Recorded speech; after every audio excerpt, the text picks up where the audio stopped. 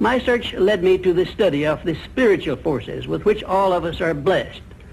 And it was in this field that I came upon a clue which has enabled me to help millions of people to find their earthly destinies.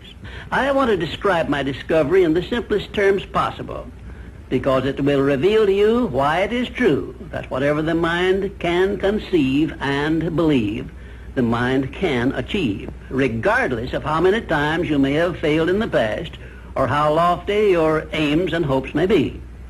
I caught my first fleeting glimpse of the profound law which provides the means by which we may choose our own purpose in life and attain it, while I was being coached by Andrew Carnegie during the organization of the Science of Success philosophy. I had just finished telling Mr. Carnegie that I feared he had chosen the wrong person to give the world the first practical philosophy of personal success because of my youth, my lack of education, and my lack of finances. Well, at this point, Mr. Carnegie delivered a lecture that I shall never forget, because it changed my entire life and paved the way for my helping to change the lives of millions of people, some of them not yet born. Let me call your attention to a great power which is under your control, said Mr. Carnegie, a power which is greater than poverty, greater than the lack of education, greater than all of your fears and superstitions combined. It is the power to take possession of your own mind and direct it to whatever ends you may desire. This profound power, Mr. Carnegie continued, is the gift of the Creator, and it must have been considered the greatest of all of his gifts to man, because it is the only thing over which man has the complete and unchallengeable right of control and direction. When you speak of your poverty and lack of education, Mr. Carnegie explained, you are simply directing your mind power to attract these undesirable circumstances, because it is true that whatever your mind feeds upon, your mind attracts to you. Now you see why it is important that you recognize that all success begins with definiteness of purpose, with a clear picture in your mind of precisely what you want from life. Then Mr. Carnegie continued his speech with a description of a great universal truth which made such an impact upon my mind that I began then and there to give myself a new outlook on life and set up for myself a goal so far above my previous achievements that it shocked my friends and relatives when they heard about it. Everyone, said Mr. Carnegie, comes to the earth plane blessed with the privilege of controlling his mind power and directing it to whatever ends he may choose. But, he continued, everyone brings over with him at birth the equivalent of 2 sealed envelopes, one of which is clearly labeled, the riches you may enjoy if you take possession of your own mind and direct it to ends of your own choice. And the other is labeled, the penalties you must pay if you neglect to take possession of your mind and direct it. And now let me reveal to you, said Mr. Carnegie, the contents of those 2 sealed envelopes. In the one labeled riches is this list of blessings. 1, sound health. 2, peace of mind. 3, a labor of love of your own choice. 4, freedom from fear and worry. 5, a positive mental attitude. 6, material riches of your own choice and quantity. In the sealed envelope labeled penalties, Mr. Carnegie continued, is this list of the prices one must pay for neglecting to take possession of his own mind. 1, ill health. 2, fear and worry. 3, indecision and doubt. 4, frustration and discouragement throughout life. 5, poverty and want. 6, and a whole flock of evils consisting of envy, greed, jealousy, anger, hatred, and superstition. Now, my mission in life is to help you and everyone who needs my help to open up and use the contents of the sealed envelope labeled riches. And the starting point from which you must take off if you wish to write your own ticket from here on out for the remainder of your life, I will describe for you in these simple instructions. 1, procure a neat pocket-sized a notebook, or something on the order of this one here, loose leaf affair. And on page 1, write down a clear description of your major desire in life, the one circumstance or position or thing which you will be willing to accept as your idea of success. And remember before you begin writing that your only limitations are those which you set up in your own mind or permit others to set up for you. And 2, on page 2 of your notebook, write down a clear statement of precisely what you intend to give in return for that which you desire from life. And then start in right where you stand now to begin giving. And 3, memorize both of your statements, what you desire and what you intend to give in return for it, and repeat them at least a dozen times daily. And always end your statements with this expression of gratitude for the blessings with which you were gifted at birth. I ask not, O divine providence, for more riches, but more wisdom with which to accept and use wisely the riches I received at birth in the form of the power to control and direct my mind to whatever ends I desire. If you are not too successful or self-satisfied to accept and express this profound prayer, if you accept it and express it in the same spirit of humble sincerity in which I pass it on to you, a new and a better world will reveal itself to you. A world in which you will see reflected the circumstances and the things which you yourself have created. And now let me close this, our first visit, with my favorite expression of gratitude. O divine providence, I ask not for more riches, but more wisdom with which to make wiser use of the riches you gave me at birth, consisting in the power to control and direct my own mind to whatever ends I desire.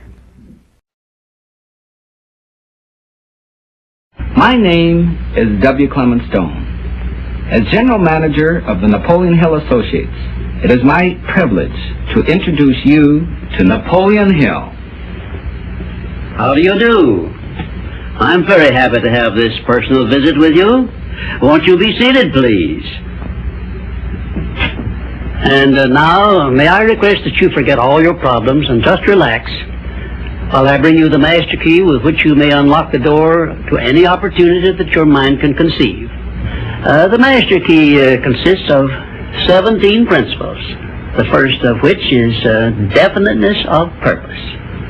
Right here at the beginning of our visit, I'm going to make you a promise. If you will decide definitely what you want most during your entire lifetime and write it down on paper so that I can read it, I will give you the master key with which you may open the door to the attainment of your desires, whatever they may be. The exact moment when I will deliver this master key to you will depend entirely upon when you are ready to receive it. This is the first of 13 messages that I will deliver to you. Now, in each message, I will describe the master key in terms that you will understand, if you are ready to understand.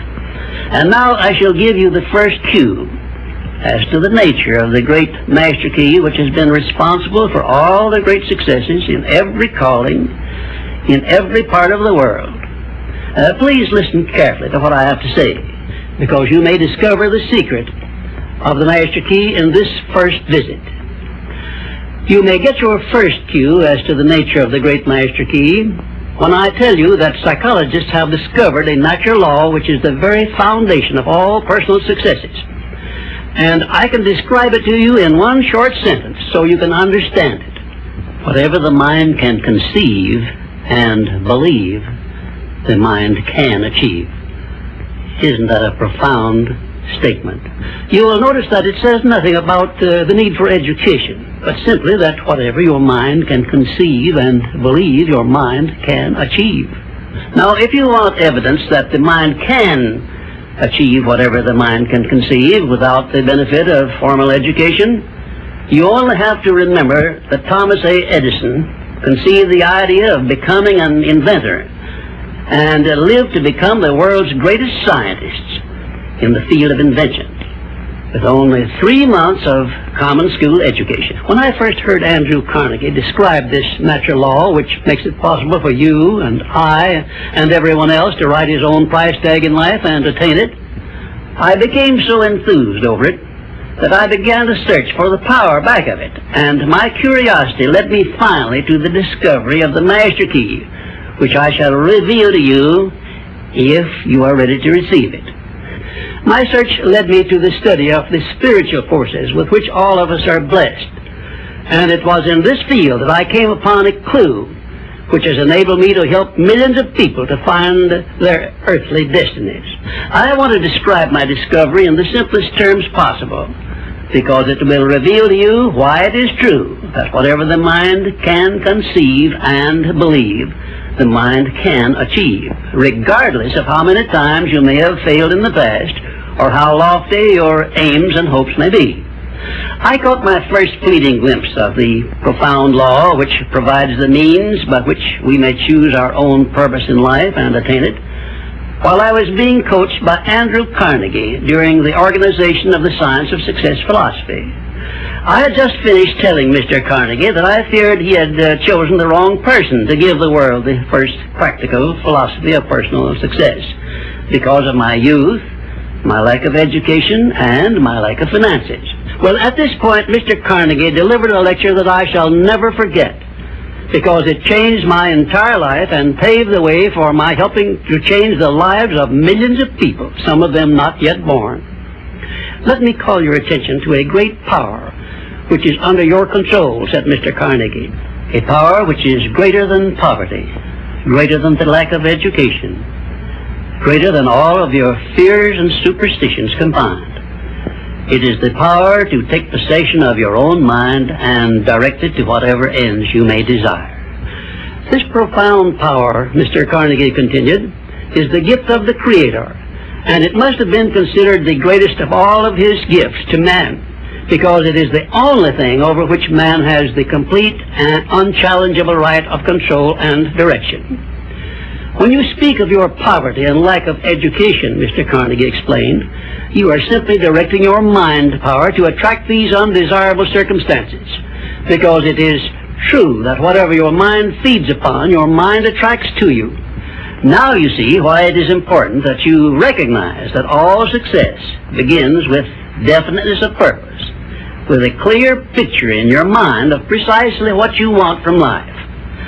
Then Mr. Carnegie continued his speech with a description of a great universal truth which made such an impact upon my mind that I began then and there to give myself a new outlook on life and set up for myself a goal so far above my previous achievements that it shocked my friends and relatives when they heard about it. Everyone, said Mr. Carnegie, comes to the earth plane blessed with the privilege of controlling his mind power and directing it to whatever ends he may choose. But, he continued, everyone brings over with him at birth the equivalent of 2 sealed envelopes, one of which is clearly labeled, the riches you may enjoy if you take possession of your own mind and direct it to ends of your own choice. And the other is labeled, the penalties you must pay if you neglect to take possession of your mind and direct it. And now let me reveal to you, said Mr. Carnegie, the contents of those 2 sealed envelopes. In the one labeled riches is this list of blessings. 1, sound health. 2, peace of mind. 3, a labor of love of your own choice.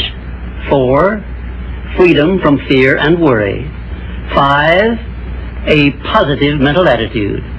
6, material riches of your own choice and quantity. In the sealed envelope labeled penalties, Mr. Carnegie continued, is this list of the prices one must pay for neglecting to take possession of his own mind. 1, ill health. 2, fear and worry. 3, indecision and doubt. 4, frustration and discouragement throughout life. 5, poverty and want. 6, and a whole flock of evils consisting of envy, greed, jealousy, anger, hatred, and superstition. Now, my mission in life is to help you and everyone who needs my help to open up and use the contents of the sealed envelope labeled riches.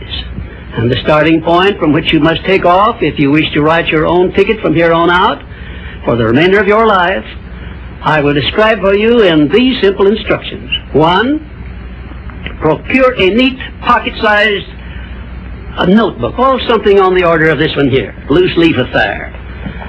And on page 1, write down a clear description of your major desire in life, the one circumstance or position or thing which you will be willing to accept as your idea of success.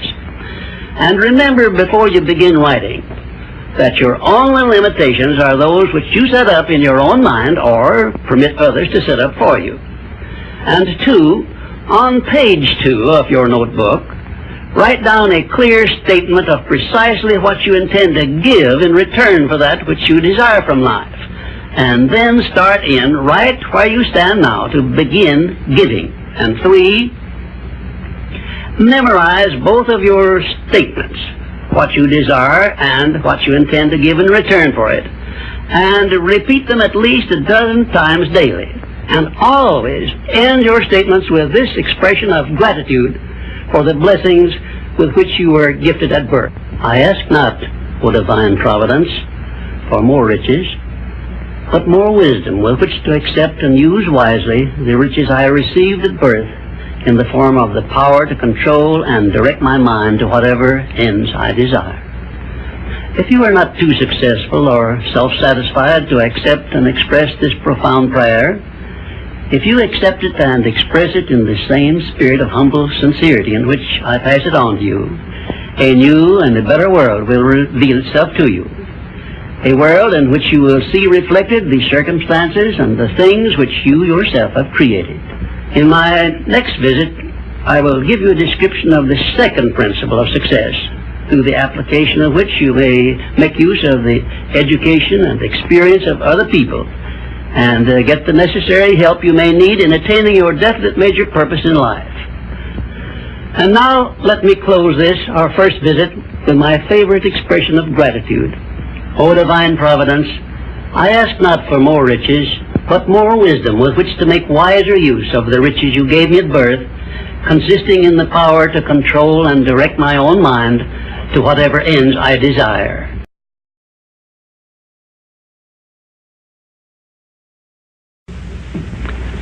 We come now to the second of the 17 principles which lead to the master key with which you may open the door to the attainment of your definite major purpose in life.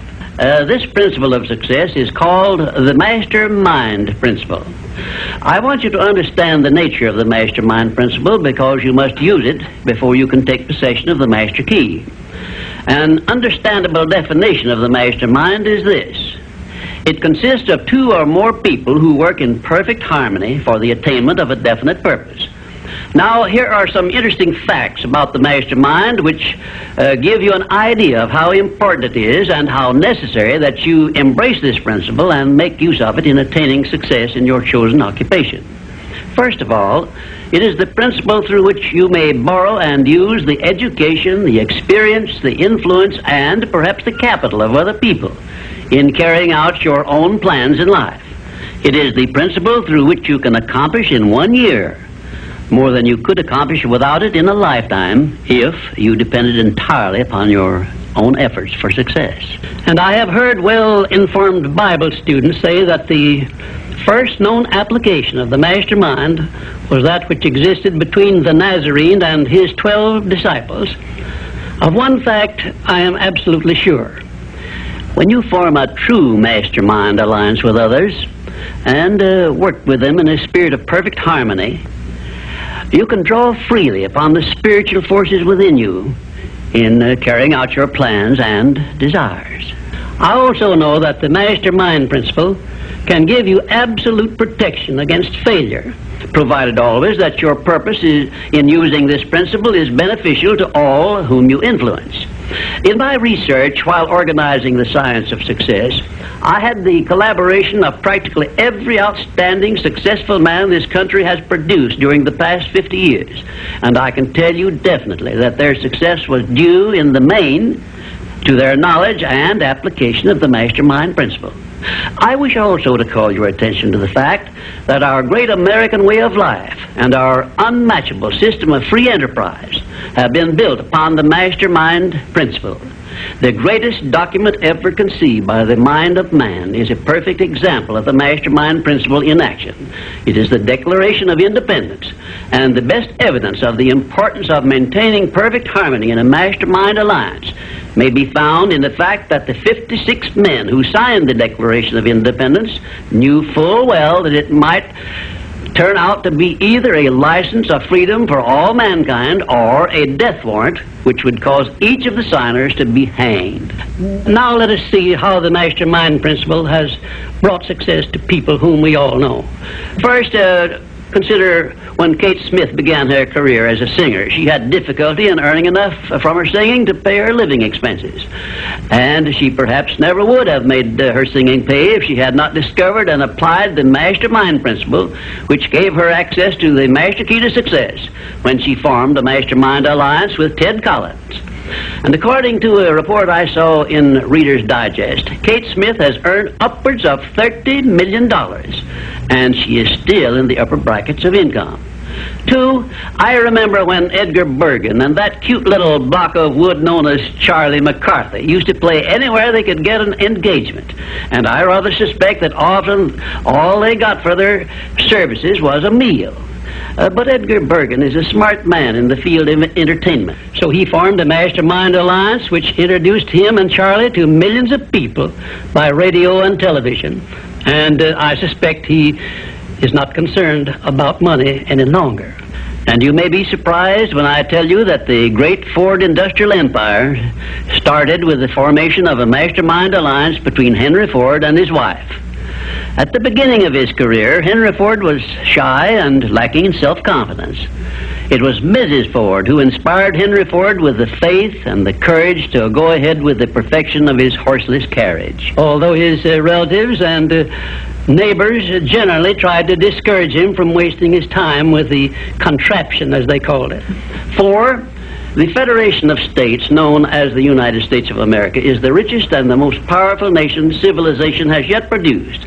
And the secret of our strength and riches consists in our form of government through which all our states function in a spirit of harmony based on the mastermind principle through a central federal government located at Washington.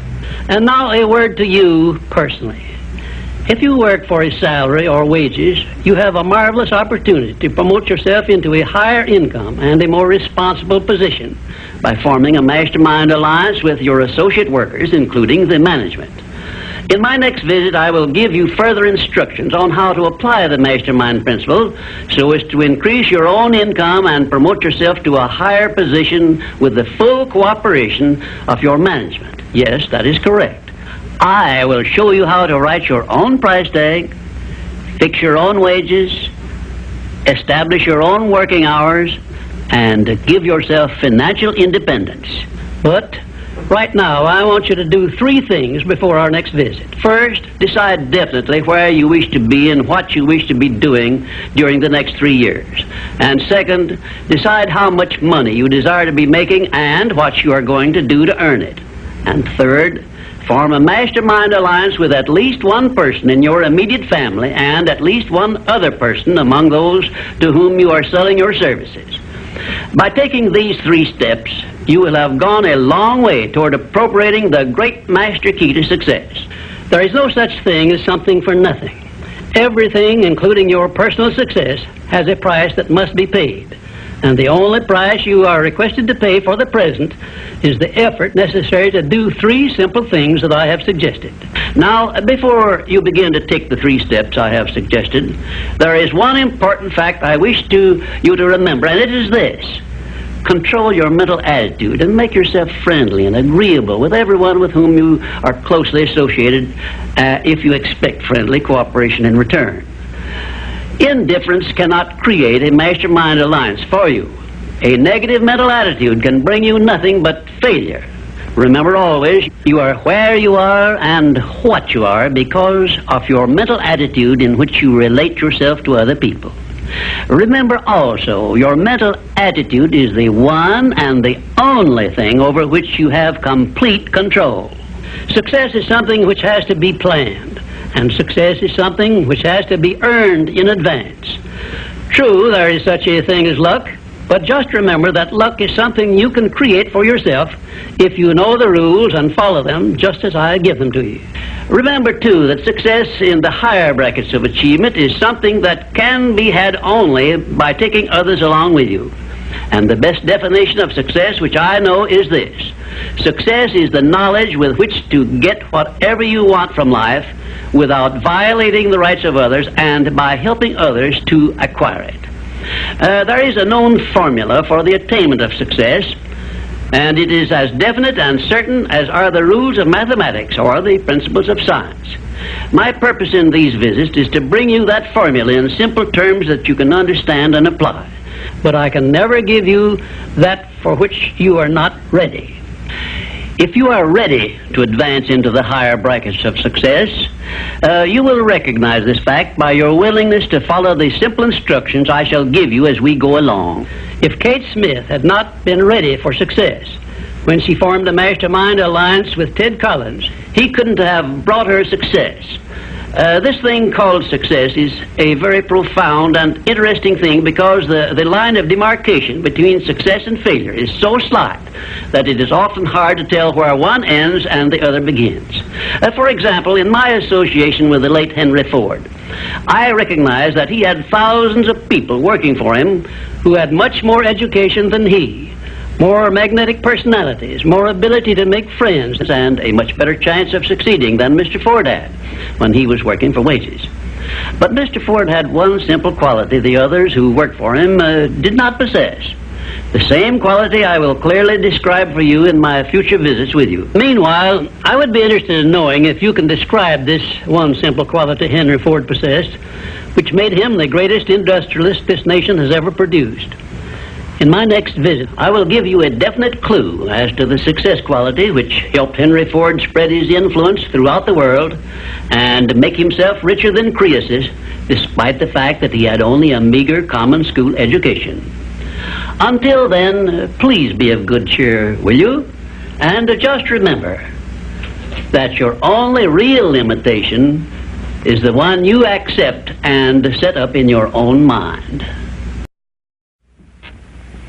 Well, this, our third visit, brings us to the success principle which has marked the turning point of every person who has promoted himself or herself from the lower brackets of success to the higher planes of achievement where one acquires everything he desires. This principle is called the habit of going the extra mile, which means the habit of rendering more service and better service than one is expected to render, and doing it in a positive mental attitude.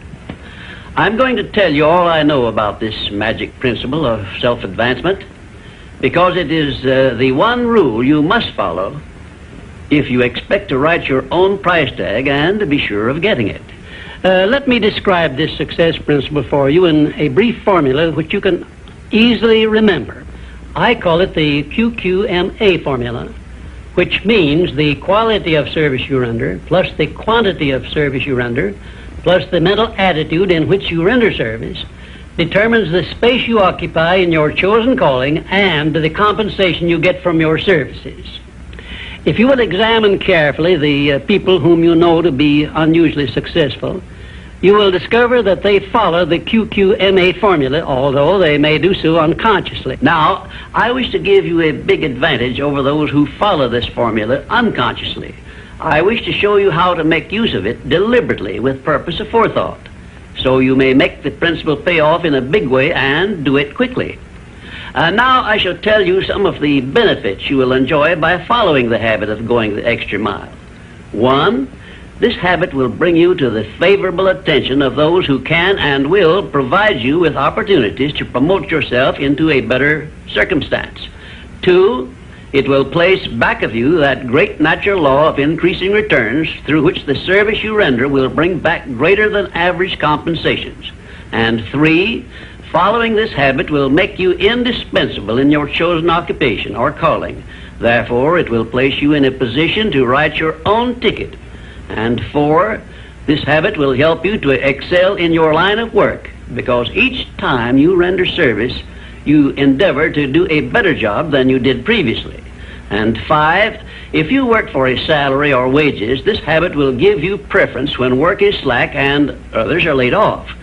And 6, it will help you to benefit by the law of contrast, because the others around you will not be going the first mile, let alone the second mile. And 7, following this habit of doing your very best in all of your efforts and doing it in a pleasing mental attitude will improve your personality and make you liked by others. And 8, it will also help you to develop a keen, alert imagination, because you will be continuously seeking new and better ways of rendering useful service. 9, it will inspire you to move on your own personal initiative instead of waiting to be told what to do, a habit which is the first step in leadership in all callings. The habit of going the extra mile definitely develops greater self-reliance and gives one more courage to move ahead without the fear of criticism from others. And here is one thing it does, which, if it benefited you in no other way, would justify you in adopting it. It helps you to master the destructive habit of procrastination, the one habit which heads the list of causes of failure. 12, going the extra mile influences other people to respect your integrity and inspires them to go out of their way to cooperate with you in a friendly spirit.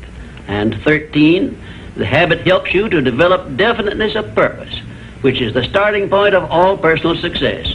And it stops you from drifting through life without knowing what you want or where you are going. And number 14, and here is the grand payoff which this habit gives you. It provides you with the one and only excuse for asking for a promotion to a better station in life or a higher pay.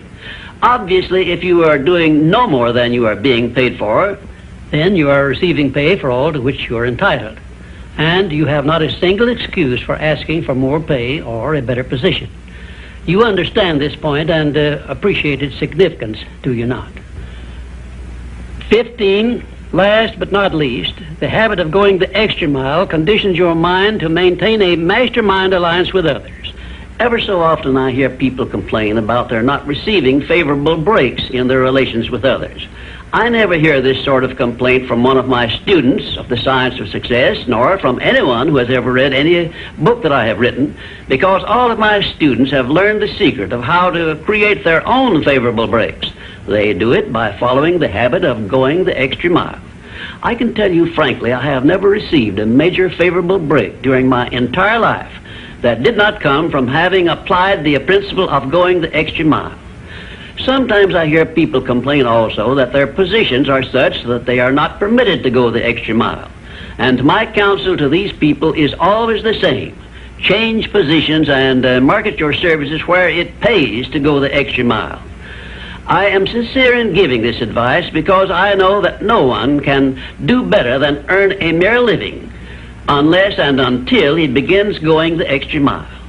During my business career, I suppose I have employed at one time or another at least a score of private secretaries, all of whom followed the habit of going the extra mile. But I have never been able to keep but one of those secretaries for more than a year because invariably they promoted themselves into better paying jobs elsewhere, and they did so with my full blessings. The one exception is my present chief secretary, who has been with me for over 10 years. I married her to make sure I wouldn't lose her. The reason I know definitely that the habit of going the extra mile is a sound procedure is the fact that I have checked this principle, as I did all of the other 16 success principles, to make sure they were in harmony with natural laws. I can give you a fine example of how nature forces man to go the extra mile in order that he may produce the food with which to exist. The farmer, for example, must follow the habit of clearing the ground, fencing it, plowing it, and planting the seed at the right season of the year, all of which he must do in advance without compensation of any kind. If he does his part of the work properly, he then hands the job over to nature, sits down and waits for her to do her part, and within a brief period, nature germinates the seed the farmer plants, matures it, and yields back to him the seed he planted, plus perhaps an increase of 100 times that amount, to compensate him for having gone the extra mile. Thus we see that the law of increasing returns comes to the aid of the man who goes the extra mile. And this principle applies the same in rendering service in a job as it does in the fields of a farmer. If the farmer did not follow the habit of going the extra mile, the human race would starve to death in one season. And I am sure you will agree that any time we can copy Mother Nature's habits, we will not go wrong in doing so. You now have a possession of the third principle of personal achievement, which brings you 3 steps nearer the secret by which you may take possession of the master key to success. In order that you may test the magic power of this third principle, I'm going to offer you a suggestion which may bring you such overwhelming success that you will not need to attend further visits with me. My suggestion is this. First, start tomorrow in whatever occupation you are engaged to render some form of useful service to someone near you which you are not expected to render and for which you neither expect nor ask for compensation. And 2, render this service in a pleasing mental attitude which will show clearly that you enjoy doing it. And 3, follow this practice 7 days in succession, and then notice what a changed atmosphere you will enjoy in your association with those nearest you. In carrying out these instructions, do not make known your plan to anyone, but go ahead and do it in the most natural way possible. And by the end of the 7th day, you will find yourself so much happier and so much better liked by those around you that you will never desire to give up the habit. Then you will be within easy reach of the supreme secret of success, which comes through the master key to success. In my 4th visit with you, I will give you a very definite clue as to the means by which you may appropriate and use the great master key. And in this same clue, I will introduce you to the source of a form of power which does not recognize the word impossible and helps you to transmute all failures and defeats and all adversities into assets of great benefit to you. And now, until our next visit, may I remind you that if you believe it, you can do it. We come now to the 4th visit, where I shall introduce you to your greatest asset, and with this introduction, the master key to success will be within your easy reach. I say this is your greatest asset because it is the 4th of the 17 success principles with which you may tap and draw upon the supreme power which created you and runs this entire universe. The name of this principle is applied faith, and I want you to remember it is not something I am bringing to you, but it is something you already possess, although you may not have made use of it in the past. And now let me tell you what applied faith is and what you can do with it. Applied faith is the mental attitude wherein you may clear your mind of all fears and doubts and direct it to the attainment of whatever you desire in life. In our 1st visit, I told you that you and I and every person were blessed with the privilege of complete control over but one thing, and that is the exclusive right to take possession of our own minds and direct them to the attainment of whatever we desire in life. Applied faith is a mental attitude we must cultivate and maintain before we can take complete possession of our minds. It is the means by which we may break the seal of that envelope I mentioned in our 1st visit and take full possession of the 6 forms of riches we get in return for taking possession of our minds and using them. Those 6 riches were, as you may remember, sound health, peace of mind, a labor of love of your own choice, freedom from fear and worry, a positive mental attitude, and material riches of your own choice and quantity.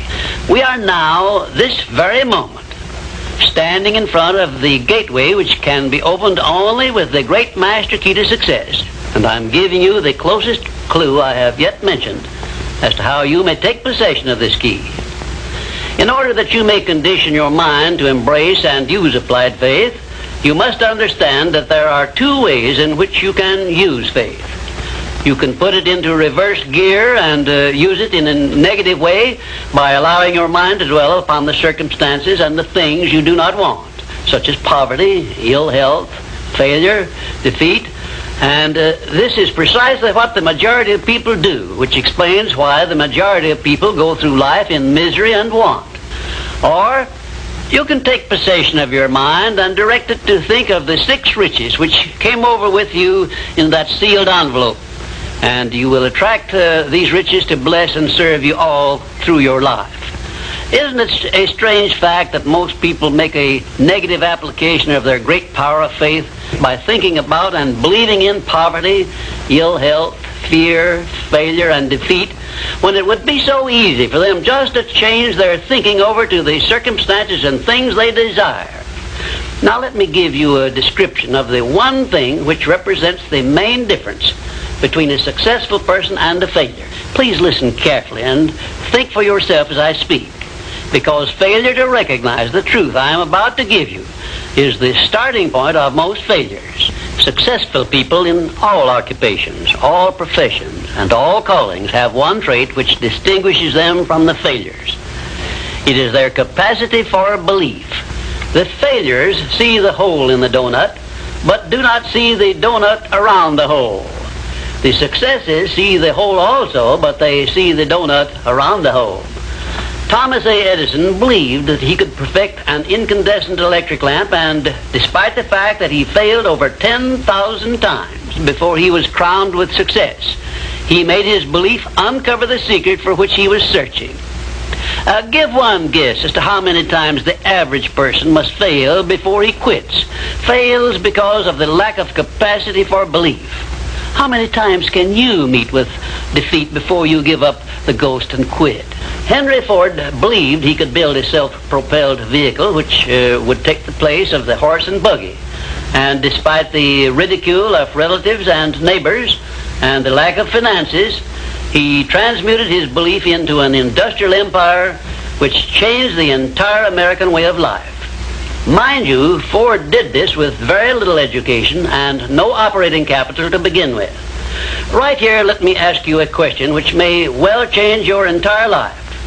You perhaps have an idea or a plan which would be useful to other people, but you have done nothing about it because you lack the self-confidence to give you a start. In other words, you are now where Henry Ford was before he built the first model of his world-famous automobile. Mr. Ford broke through that wall of fear which may now be holding you back and put his idea into operation by making use of the mastermind principle I mentioned in our second visit through an alliance with his wife. Now, the question I wish to ask you is this. Why don't you form a mastermind alliance with someone and begin putting your ideas to work for you? Belief is truly a magic word because it is the beginning of all successes. It is the very foundation of civilization.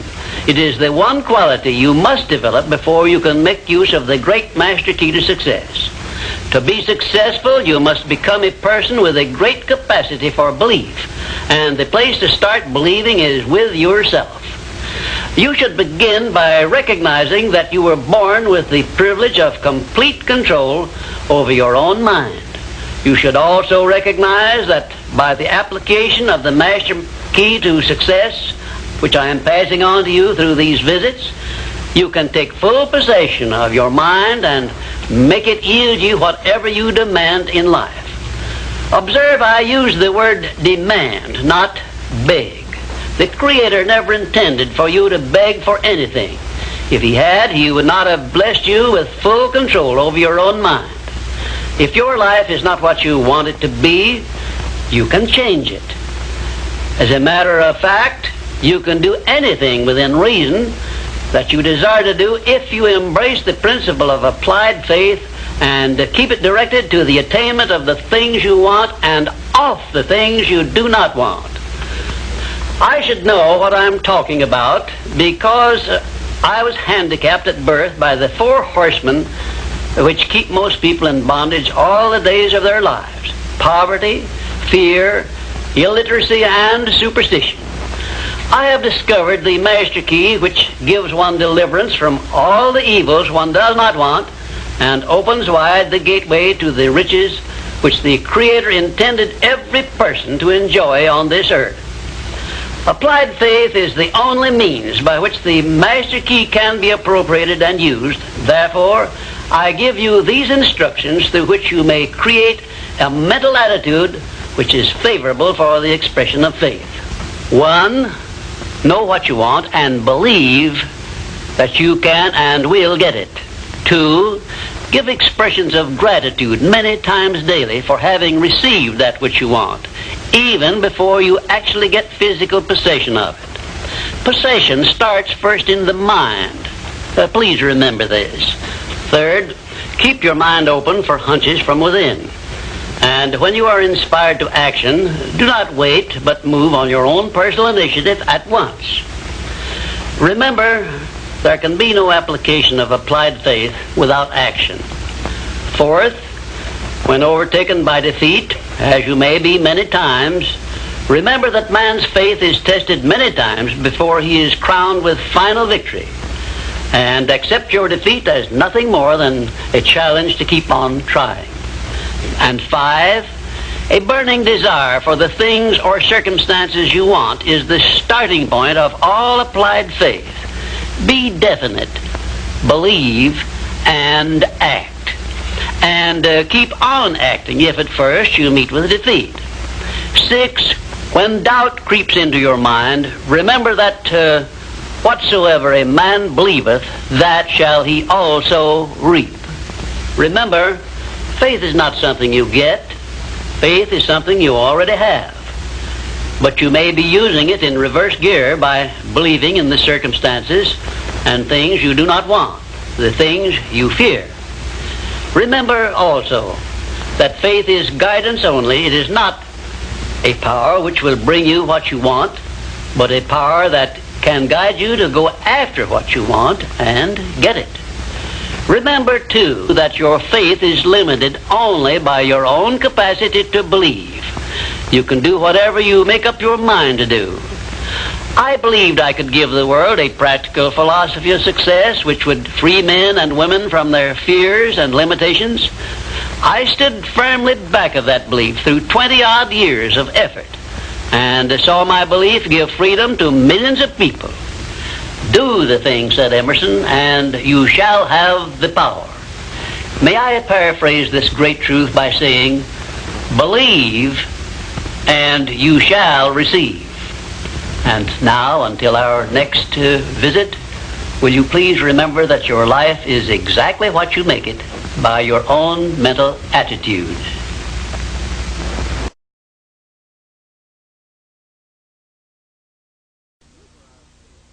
I'm happy to be with you for our 5th visit, and our subject is a pleasing personality. Your personality determines whether people are attracted to you or shy away from you. It is the show window in which you display your character to the world, and it is the one thing which distinguishes you from all other human beings. It is your trademark by which people recognize you, and it is the thing which determines your success or failure in selling yourself through life. Therefore, you should see your personality just as others see it, so you may improve it where it needs improvement. Your personality consists of more than 30 different factors, traits, and characteristics. Because of the limit of time I can devote to this visit with you, I can mention only the more important of your traits of personality. But before I begin to describe these traits, I want you to know that every trait which goes into your personality is under your control, and you can improve it so it will be whatever you want it to be. Let us start with the most important trait of your personality, your mental attitude. This is a trait with which you attract people to you and cause them to like you, or repel them and cause them to dislike you. Your mental attitude must be positive if you attract people to you. How do other people know whether your mental attitude is positive or negative, you may ask? Well, the answer is easy. First of all, other people tune in and pick up your mental attitude by telepathy without your saying a word or making a move. But there are other ways they can tell whether your mental attitude is negative or positive. You disclose this information by the tone of your voice, whether it is pleasant or harsh, by the expression on your face, whether it is soft and pleasing or harsh and scowling, by the courtesy and consideration you show other people, or the lack of these. So you see, there is no escape from revealing to others the exact nature of your personality. The next most important trait of your personality consists of your flexibility of your mental attitude or your lack of it. If you have flexibility, you adjust yourself to all the circumstances in your relations with others without losing your composure or allowing yourself to become irritable or angry. Just remember, if you have flexibility of your mental attitude, it will be impossible for anyone to make you angry or to irritate you without your consent or cooperation. Now, this is worth knowing, isn't it? You cannot control the actions of other people which might justify you in becoming irritated by them, but you can control your reaction to all such circumstances by exercising your trait of flexibility. And you will observe that all people in the higher brackets of success have this flexibility, and they do control their reaction to the influences of other people. The third most important trait of a pleasing personality is the ability to control and direct your emotion of enthusiasm. Enthusiasm is one of the means by which you can give forcefulness to your words, but you must be able to turn it on and off at will as definitely as you can turn on and off water at the spigot. Uncontrolled enthusiasm often makes people boresome. It also may open wide the window to one's mind through which other people may enter and influence one in ways he does not wish to be influenced. The fourth most important trait of a pleasing personality is a sincerity of purpose. The person who is not sincere in all relationships with others is soon detected and rejected, because no one is attracted to the person who thus endeavors to deceive others. Sincerity is one quality of character which cannot be successfully faked, not even by the most astute rascal or the most efficient actor, because insincerity evermore carries with it some warning sign which other people recognize. You have only to go back into your own experience with insincere people to prove the truth of what I have stated. There are 26 other important traits which give one a pleasing personality, but I do not have time to give them to you in this visit. Now let us turn our attention to some of the common habits which destroy a pleasing personality. Please check yourself as I describe these negative habits, and you may make discoveries about yourself sufficient to enable you to rebuild your entire personality so it will become a master salesman in your behalf. One of the most destructive habits which make one's personality objectionable is that of breaking in and running away with the conversation when others are speaking. And 2, sarcasm, expressed by insinuations and wisecracks which are not so wise, is near the head of the list of habits which give one a negative personality.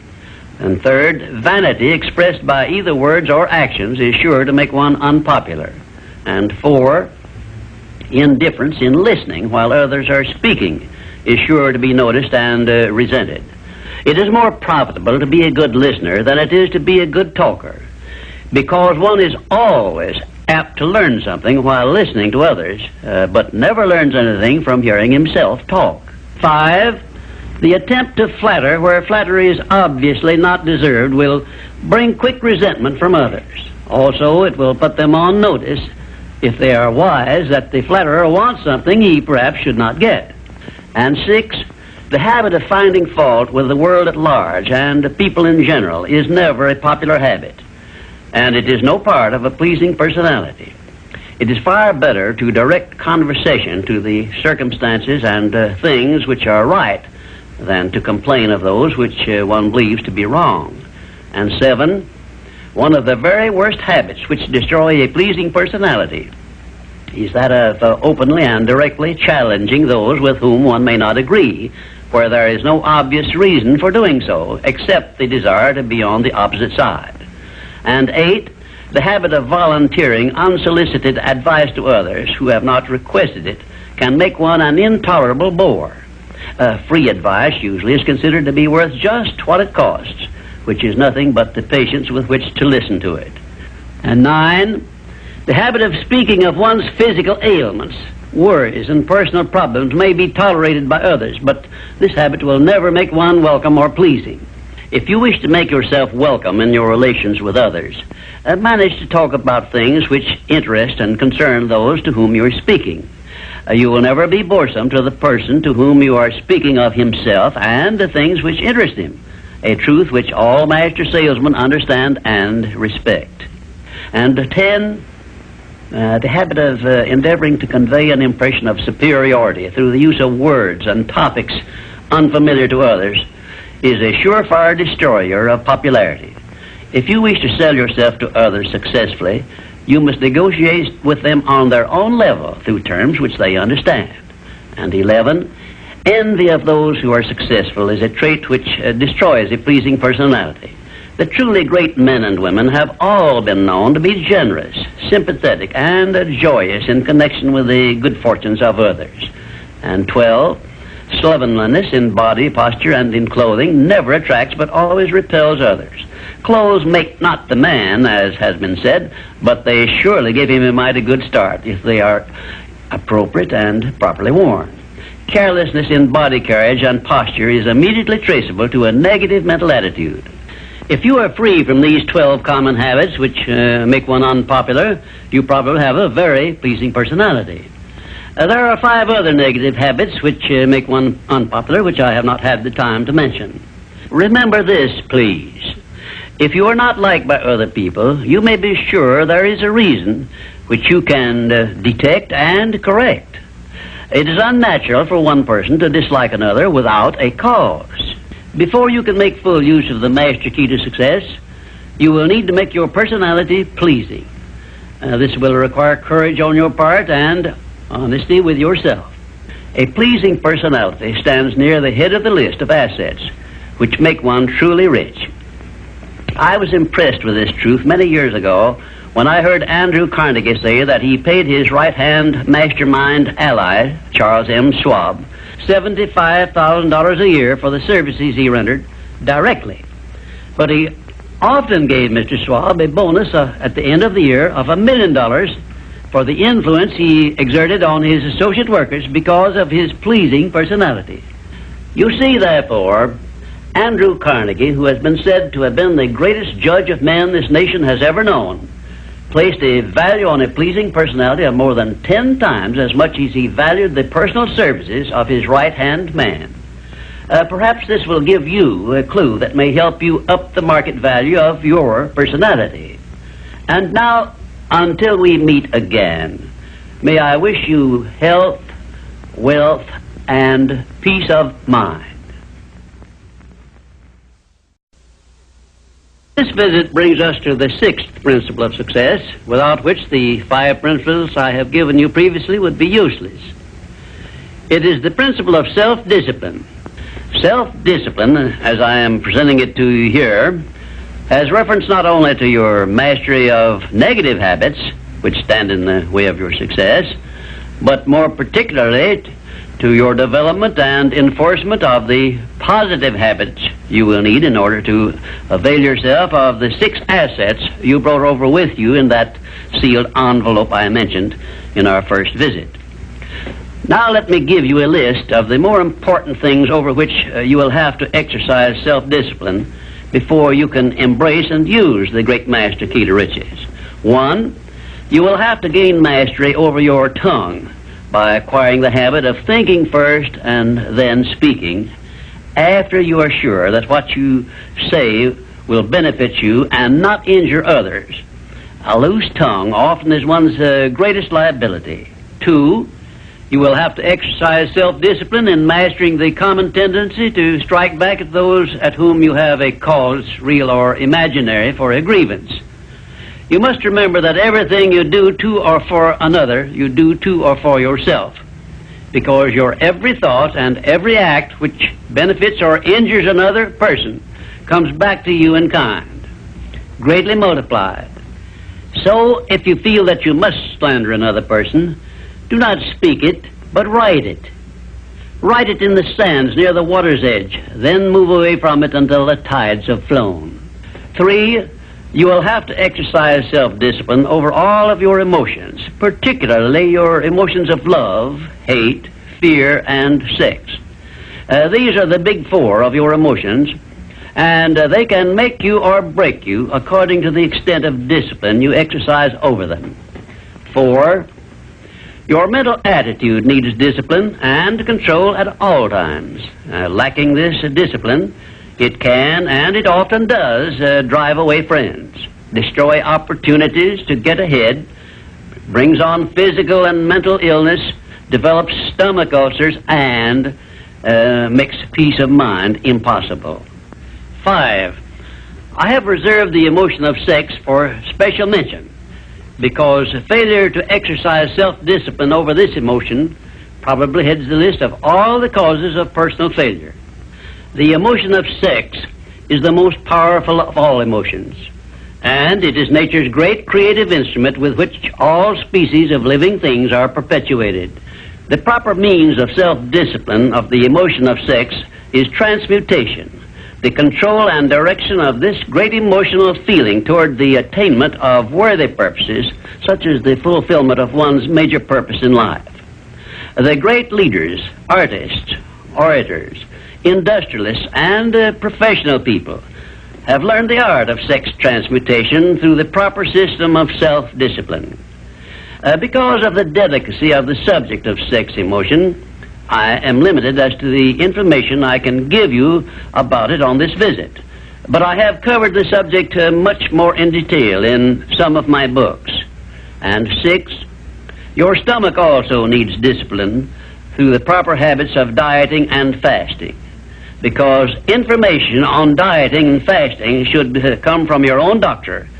I will not go into details concerning them, except to call your attention to the need for knowledge on this subject.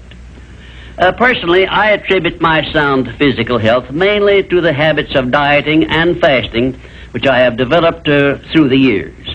And 7, you will need to exercise self-discipline in relation to religion and politics, because our country, which is the most acceptable form of society civilization has yet produced, is made up of people of varying beliefs in connection with both of these subjects. To be happy and prosperous in our country, we must learn to live and to let live, to give others the privileges we ask and demand for ourselves. And this often calls for strict discipline over self.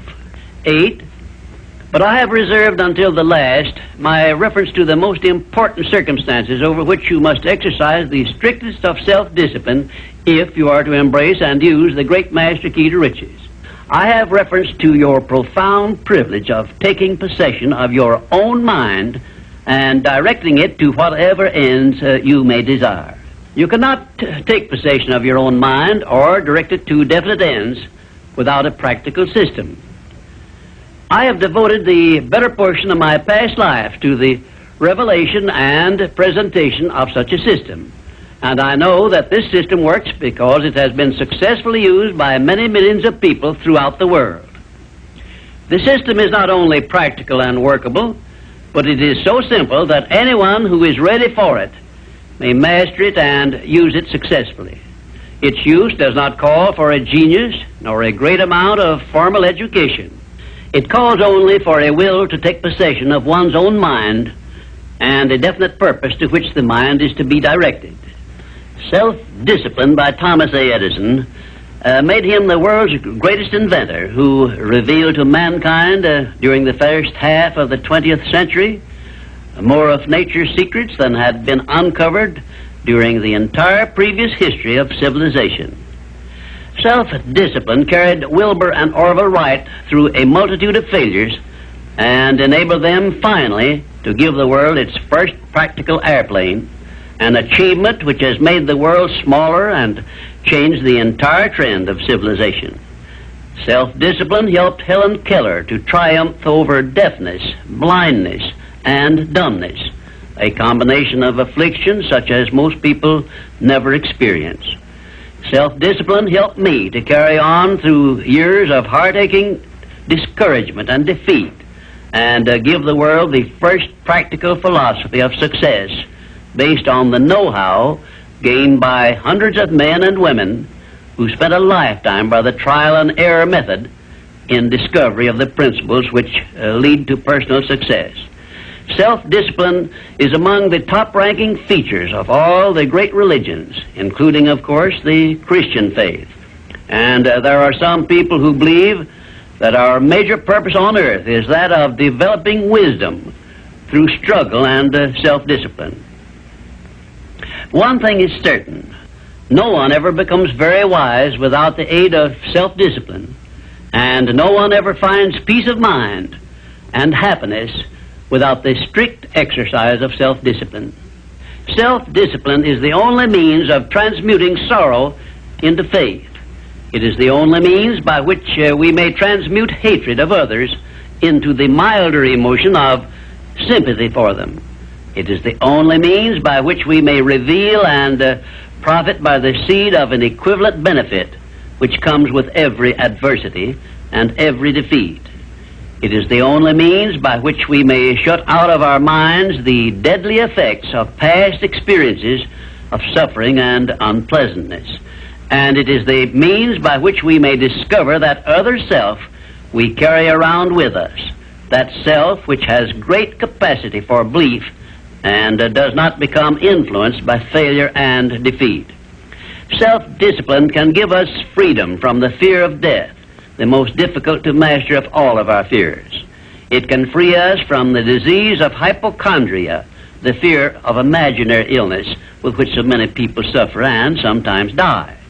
Self-discipline is the means by which we may think our own thoughts, live our own lives as we wish to live them, and remain forever free from the evils of fears and limitations which we have inherited from the dark ages before the dawn of civilization. The Creator never gives one an asset or benefit without passing along with it the means by which it may be embraced and used. Self-discipline, therefore, is the means by which the Creator provided us with a method of embracing and using the only thing over which we have unchallengeable control, the power of our own thoughts. And now, until our next visit, may I remind you that the habit of taking the line of least resistance makes all rivers and some men crooked.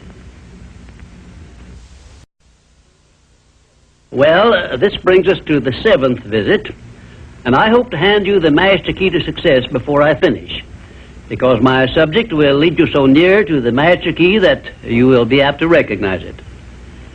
As I have suggested in previous visits, a positive mental attitude can clear away all obstacles which stand between you and your major purpose in life. Because of the importance of the subject of our visit, I shall not only tell you that a positive mental attitude heads the entire list of the 12 great riches in life, but I am going to give you explicit instructions as to what you must do to keep your mind positive.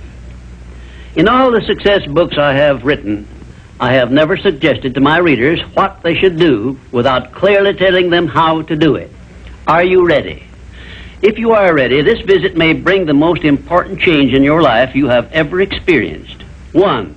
Learn to adjust yourself to other people's state of mind and difficulties so as to get along peacefully with them and to refrain from taking notice of trivial circumstances in your relations with other people by refusing to allow them to become controversial incidents. Great people always avoid small incidents of controversy when possible. 2. Establish for yourself a definite fixed system of conditioning your mind at the beginning of each day so you will keep it positive under all circumstances. 3. Learn the art of selling yourself to other people by indirection, such as asking leading questions which will bring out the sort of reactions from others which you desire. And do not permit yourself to be drawn into argument over unimportant subjects. 4. Adopt the habit of having a good hearty laugh every time you become irritated or angry, and it will help you if you begin each day with 1 minute of hearty laughing. This will change the chemistry of your brain and start you out with a positive mental attitude. However, you had better get out of sight when you take your laughing exercise. 5. Start each day with an expression of gratitude for all the adversities defeats, failures you have experienced in the past, and search for the seed of an equivalent benefit these have yielded you through the passing of time. Then give thanks for the blessings you expect to receive during the day. 6. Learn to concentrate your attention on the can-do portion of all of your problems and desires, and start action where you stand in carrying out this portion. No matter what may be your problem or your desire, there is always something you can do right now that will help you. Find out what this something is and do it. 7. Learn to transmute all unpleasant circumstances into immediate action which calls for a positive mental attitude, and make this a fixed habit. For example, when you are angry, switch your mind to some sort of action in connection with your hobby or your major purpose in life, and keep it busy with that subject for 5 minutes. 8. Recognize that every circumstance which influences your life, whether it is a pleasant or unpleasant circumstance, is grist for your mill of life, and so use it to make it pay you dividends in one form or another, remembering meanwhile that your strength grows out of your struggles. Follow this instruction and you will soon learn that there is no such thing as an unprofitable experience. 9. Look upon your life as a continuous process of education, of learning from all your experiences, good and bad, and to be always on the alert for gains of wisdom which come to you a little at a time in both your pleasant and unpleasant experiences. 10. Make the world over to fit your own pattern if you choose, but begin with yourself in some sort of self-improvement which will make you more open-minded, patient, and generous in your relations with others. 11. Express gratitude twice daily for your recognition of the fact that you have been given complete control over your own mind, and ask for guidance in order that you may use this profound gift wisely in all your thoughts and acts. 12. Go out of your way daily to comment enthusiastically on the good qualities of those with whom you live and work, but do not mention their negative qualities. Then observe with benefit to yourself how quickly others will begin to concentrate on your good qualities. Remember, I'm still talking about how to keep your mind positive. And 13, accept all criticism of yourself as an occasion for self-examination to determine how much of it is justified, and you will be sure to make startling discoveries about yourself which will help you to the remainder of your life. 14, do not accept from life or anyone else anything you do not desire. And remember that Mahatma Gandhi proved himself to be more powerful than the great British military forces by this simple method of passive resistance. 15, remember always that there are two kinds of circumstances which cause you to worry. Those you can do something about, and those you can do nothing about. Nothing, that is, except to use passive resistance and refuse to permit them to worry you. 16, keep your mind eternally engaged in thinking of that which you desire most, your major purpose in life, so no time will be left for you to waste on thinking of that which you do not want. And let me digress here while I tell you we are now rubbing elbows with the great master key of success this very moment. And 17, if you should ever be so unfortunate as to feel sorry for yourself, look around until you find someone who is worse off than yourself, and start where you stand to give him help. Make this procedure a habit, and you will witness one of the great miracles of life, because that which you do to or for another, you do to or for yourself. And 18, choose some person whom you consider to be the sort of person you would like to be.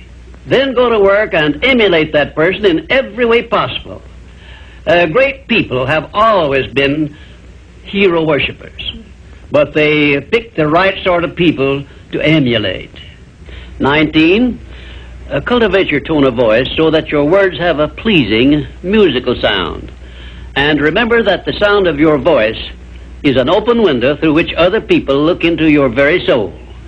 It will be a profitable investment if you will get a tape recording machine and record samples of your voice daily while you practice the art of expressing yourself through a friendly sounding voice. If you are engaged in selling, this practice will quickly pay off in monetary dividends. 20. Last, but by no means the least, write out this sentence and paste it in a prominent place where you work and on a mirror where you see yourself in your home. Whatever the mind can conceive and believe, the mind can achieve. Remember also that you are the only person who can provide you with a positive mental attitude. What are you going to do about it? On your answer to this question rests your entire future. Frank Betcher, the author of How I Raised Myself from Failure to Success in Selling, listed enthusiasm as the first of his 13 success objectives, and his enthusiasm became one of his most powerful assets as he learned to use the great self-motivator to be enthusiastic, act enthusiastic. As the eminent teacher and psychologist William James has so conclusively proved, the emotions are not immediately subject to reason, but they are always immediately subject to action. We can achieve nothing important until we have enthusiasm. Now, Dr. Hill will explain how you can develop a feeling of enthusiasm for all that you do. Our 8th visit brings us to the subject of enthusiasm, which may be likened to steam in a boiler, which, when it is controlled and turned on, starts the wheels of machinery into action. Someone has said that knowledge is power. That is only a half-truth, for knowledge becomes power only when it is put into action for the attainment of a definite objective. Enthusiasm is one of the more powerful means by which we may put into action our education, experience, and knowledge. Spoken words without enthusiasm are often ineffective, and sometimes they can be actually boresome, as you of course know if you have noticed the effect a speaker without enthusiasm has on his listeners. I have known lecturers to hold audiences spellbound for 2 hours, yet when members of the audience were asked to tell what the speaker had said, they could not remember. But what they did remember was that the speaker got their attention and held it. And now let me explain why enthusiasm has such a powerful impact upon the minds of those who come under its influence. To begin with, I believe you'll be interested in knowing that your brain and every other person's brain is both a broadcasting station and a receiving station, which sends out thought vibrations and picks up those sent out by other people. When you turn on your enthusiasm, you step up the vibrations of thoughts which go out from your brain so that they reach and affect other people more quickly. As a matter of fact, you can send out thoughts which have been so stepped up with silent enthusiasm that they will reach and influence other people to whom you direct your thoughts. This is a fact which has been known to psychologists for ages, and it is also known to most master salesmen who use this method to condition the minds of their prospective buyers before they ever talk with them. You must have observed that the enthusiasm is very contagious, that it engages the attention of those who come under its influence and causes them to respond in a similar spirit of enthusiasm. I once heard Andrew Carnegie say that if you turned loose one man who thought in terms of intense enthusiasm in an industrial plant employing thousands of people, this man's enthusiasm would very quickly reach and influence every person in the plant. And he said that it made not the slightest difference whether the enthusiasm was negative or positive, constructive or destructive. Then Mr. Carnegie went on to explain that in his selection of employees for promotion to bigger jobs, the first thing he looked for was a man's capacity to express himself in terms of intense enthusiasm. He said that enthusiasm is one of the most important traits necessary for leadership. The most successful lawyers are not necessarily those who know most about the legal profession, but they are those who know how to influence courts and juries with their belief in their cases and have a great capacity for expressing themselves with enthusiasm. When you are introduced to another person, you have a marvelous opportunity to sell yourself favorably to that person by the extent of the enthusiasm you express in accepting the introduction. When you shake hands with another person, you have also a fine opportunity to make a favorable impression by the warmth of enthusiasm you put into that handshake. If there is anything which leaves me flat and unfavorably impressed when I'm introduced, it's an extended hand which feels like a piece of cold ham and acknowledges the introduction with a cold, canned, pleased to meet you, with no signs of enthusiasm back of it. Now, right here, let me give you a brief course in salesmanship, which may be of value to you the remainder of your life. When you meet anyone on whom you wish to make a favorable impression, when it is a stranger you have not previously met or someone with whom you are already acquainted, do these things. 1, turn on your enthusiasm and so modulate your voice with it that you definitely make the other person feel you are happy to communicate with him. 2, when you shake his hand, take a firm grip on it and give it a quick, firm squeeze at the end of each word you express in your greetings. For example, say, "How do you do? I am so very glad to meet you." Do not crush the hand, however, as I have known some people to do. 3, then, if you begin the conversation, be sure that you direct it to some subject of interest to the other person. And 4, follow through by eagerly asking questions which will keep attention focused upon the other person. Then, when you are ready to have the other person hear what you have to say about yourself or your interest or your business, he will have been prepared to listen attentively. I've often told my students of salesmanship that the best possible way for one to sell himself to others is to first sell the others to themselves. That counsel was sound when I began training salesmen over 30 years ago, and it is still sound. When I was a youngster in school, I discovered that the teachers from whom I learned most were those who expressed the greatest enthusiasm in their teaching.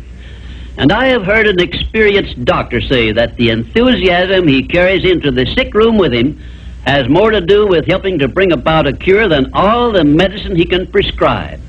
Enthusiasm is an expression of a positive mental attitude, and it has long been known to doctors that a positive mental attitude stands high on the list of influences which give one sound health. I have heard it said, for example, that only one thing causes stomach ulcers, and that is worry or a negative mental attitude. And only one thing can cure stomach ulcers, and that is a positive mental attitude. It seems that disease germs cannot live and thrive in the bloodstream of one whose mind is always positive. I have still another very important observation concerning the power of enthusiasm, which I wish to give you. I have observed that prayers expressed with intense enthusiasm bring much quicker and more satisfactory results. Now, you can try this for yourself and be convinced.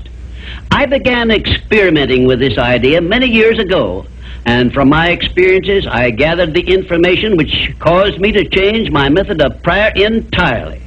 I now use the prayer I recommended to you on previous visits, with the gratifying results that I get quicker and more favorable action from my prayers than I did when I expressed them in a spirit which lacked enthusiasm. I suggest that a very practical way to begin learning to express yourself with enthusiasm will be to follow the habit of reading aloud for 10 minutes daily, putting all the enthusiasm at your command into your reading. You will be surprised in a short while at how much this will help you in speaking with enthusiasm in your ordinary conversations. I would suggest also that you adopt the habit of practicing enthusiasm in your conversations with your family and your business associates. Incidentally, this habit will make you more popular with those who are close to you. You can enjoy the benefits of enthusiasm if you are interested enough to develop a technique by which to acquire this habit, so you will follow it in a natural, unaffected tone of voice. If you follow my suggestion that you read for 10 minutes daily as a means of acquiring the habit of enthusiasm, I recommend that you write down a list of 10 subjects, things, or circumstances in which you have the keenest interest, and use this list for your practice purposes. You will have no difficulty in reading in a tone of enthusiasm in connection with the things that you like best. And finally, if you have not already picked up some useful ideas as to how the habit of enthusiasm can be developed, or what causes one to be enthusiastic, let me give you an example which may provide you with an interesting cue. You perhaps remember when you were courting the person of your choice, or being courted, as the case may be, you needed no one to tell you how or why to be enthusiastic. Of course not, because the motive of love or affection took care of this without effort on your part.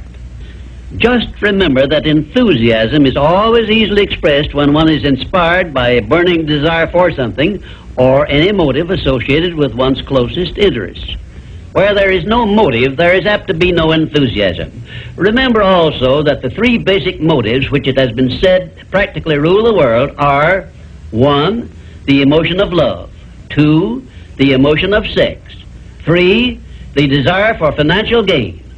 A combination of all three of these motives, it has been claimed, can convert a mediocre person into a genius, and I leave the thought with you for consideration. And now, until our next visit, I ask that you try the habit of moving with enthusiasm in all of your daily work and see how much better you will feel. We come now to the 9th visit, where we shall analyze the 9th principle of success, which is personal initiative. Personal initiative is the dynamo which starts the faculty of imagination into action, in the process of translating one's definite major purpose into its physical or financial equivalent. If you aim for success above mediocrity, you will need to learn to act on your own personal initiative, because your success is something which you must achieve for yourself without someone telling you what to do or how to do it. Incidentally, Cyrus H.K. Curtis, the former owner of the Saturday Evening Post, and one of my collaborators in organizing the Science of Success philosophy, was responsible for a motto on personal initiative of such great importance that I want you to have it. Said he, "There are two kinds of men who never amount to much: those who cannot do as they are told, and those who can do nothing else." Of course, Mr. Curtis's implication is very clear. He implied that those who amount to something worthwhile in life are those who move on their own personal initiative without being told what to do or why they should do it. The men who stand out in the minds of the public as the greatest successes from the days of George Washington on to the present are those who chose their own occupation, business, or profession, and moved on their own personal initiative in achieving their purpose. And those who are getting ahead most rapidly today, no matter in what position they began, are those who promote themselves to a higher place in life by acting on their own personal initiative. The habit of personal initiative not only inspires one to move on his own responsibility, but it also influences him to carry through until he completes that which he undertakes in a manner pleasing to all concerned, because he knows that a winner never quits and a quitter never wins. And right here is an appropriate place to say something I perhaps should have said before, namely, that a big success is made up of a great number of little circumstances, each of which is so small and seemingly insignificant that most people pass it by as not worthy of notice. Some may think, for example, that the habit of personal initiative is unimportant, but we have only to take a look at the record of some of our greatest successes to recognize that personal initiative was an important factor without which they never would have achieved success. For example, no one told F.W. Woolworth to start a 5 and 10 cent store. The idea was his own. He acted on his own personal initiative in putting his idea into action, and lived to see it yield him a fortune well above $100 million. My distinguished business associate, W. Clement Stone, started his insurance business on his own personal initiative with an operating capital of only $100. But he followed through on that same personal initiative and made his humble beginning yield an annual gross income of many millions of dollars. And it was that same habit of acting on his own personal initiative, of doing the thing he wanted to do, which inspired Mr. Stone to join forces with me in taking the Science of Success philosophy to millions of people throughout the world, an undertaking which it is believed may help more people to find their places in the world than has any other influence during the past 100 years. The habit of personal initiative was the chief trait which helped Henry J. Kaiser to build a great industrial empire and raise himself to a high position in the industrial world. It was this trait of personal initiative which inspired Mr. Kaiser to pile up such an enormous record in the building of ships during World War II, despite the fact that he had never built ships before. One day when I was lecturing to one of my classes, I mentioned Henry J. Kaiser's wonderful record in building ships more cheaply and quickly than experienced shipbuilders had been able to do, when one of my students spoke up and said, Mr. Kaiser's having been a friend of Jesse Jones of the Federal Reserve Bank did not hurt his chances of success any, did it? Well, for a moment it looked as if that question had placed me on a spot. But I soon recovered my composure and came back with this reply. No, his knowing Mr. Jones did not hurt his chances, but think of the thousands of industrialists, many of whom may also have known Mr. Jones, but did not use their personal initiative in getting his financial help. Personal initiative is one quality which inspires one to form friendships and to make contacts with people who can be of aid to them in times of need.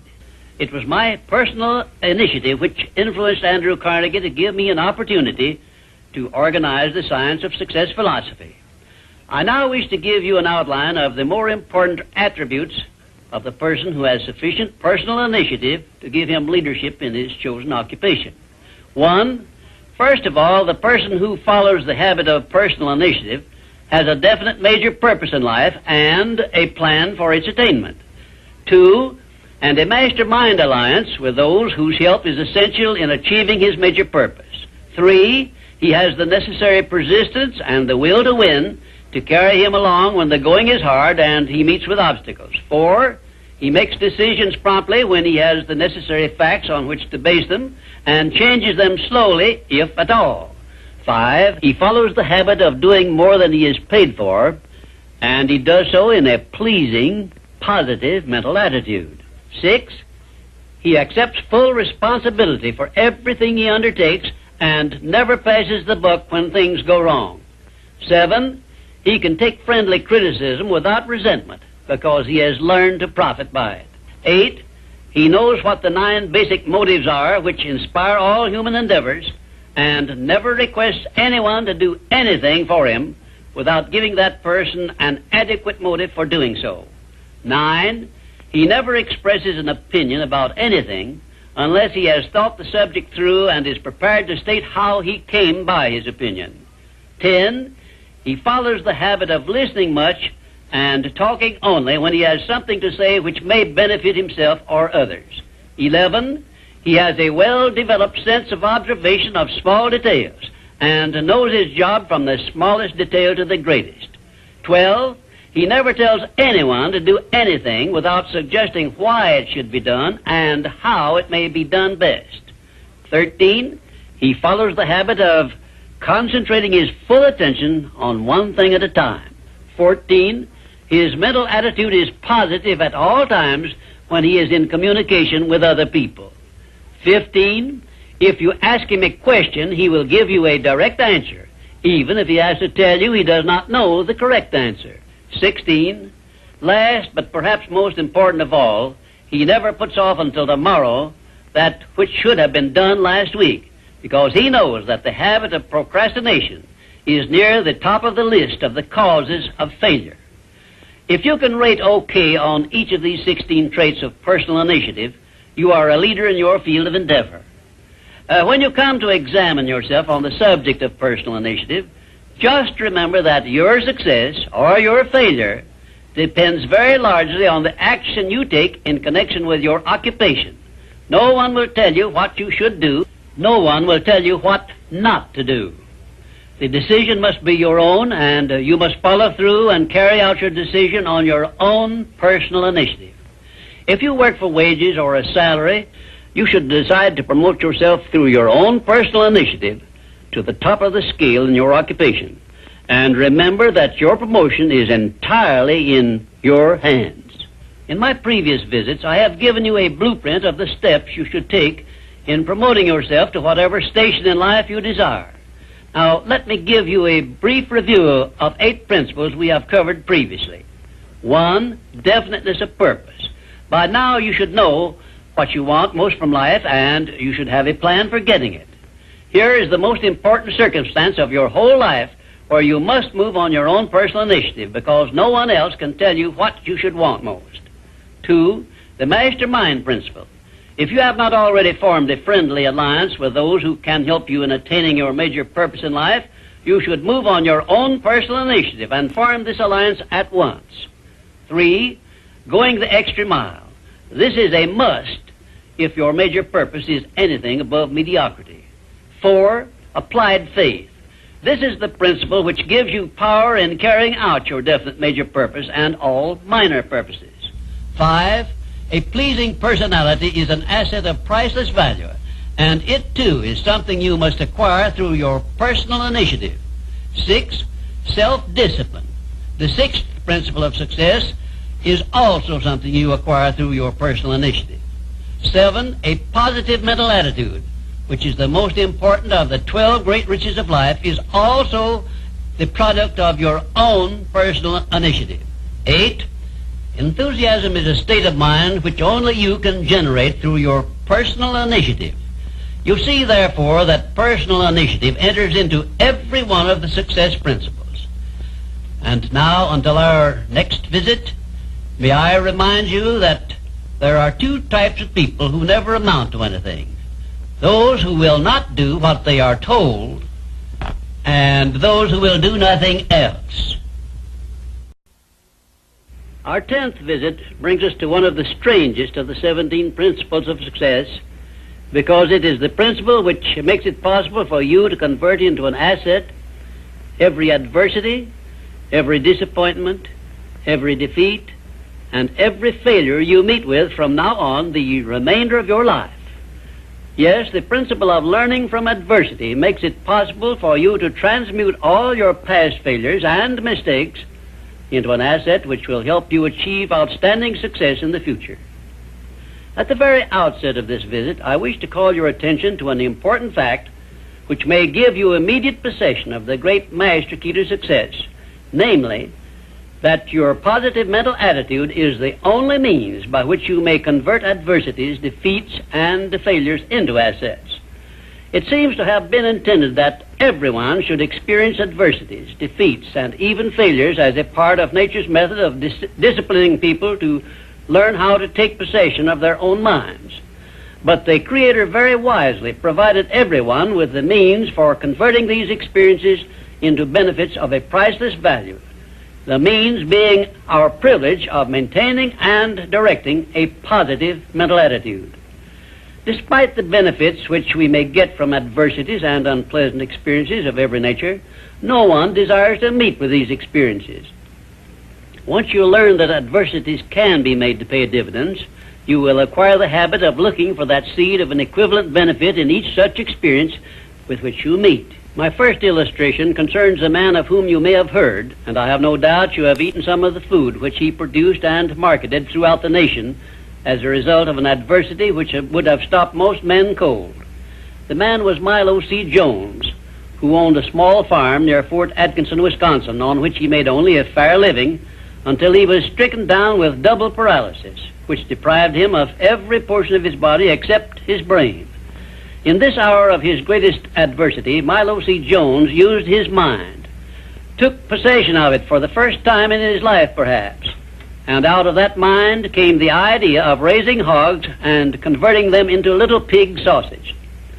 And on that same farm, where previous to that adversity he made only a mere living, he found the seed of an equivalent benefit that compensated him for the loss of the use of his body, and lived to see little pig sausage yield him a huge fortune.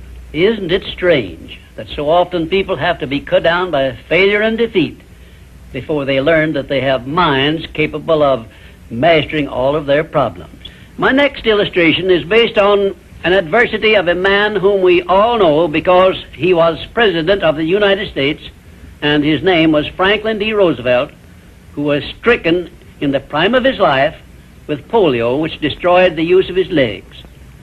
Instead of sitting on a street corner with a tin cup and some lead pencils, as many another might have done under similar circumstances, Franklin D. Roosevelt transmuted his affliction into a buildup of his self-reliance and lifted himself to the highest position available to mankind anywhere on this earth. Got that position and held it until he passed on. Held it longer than had any previous president.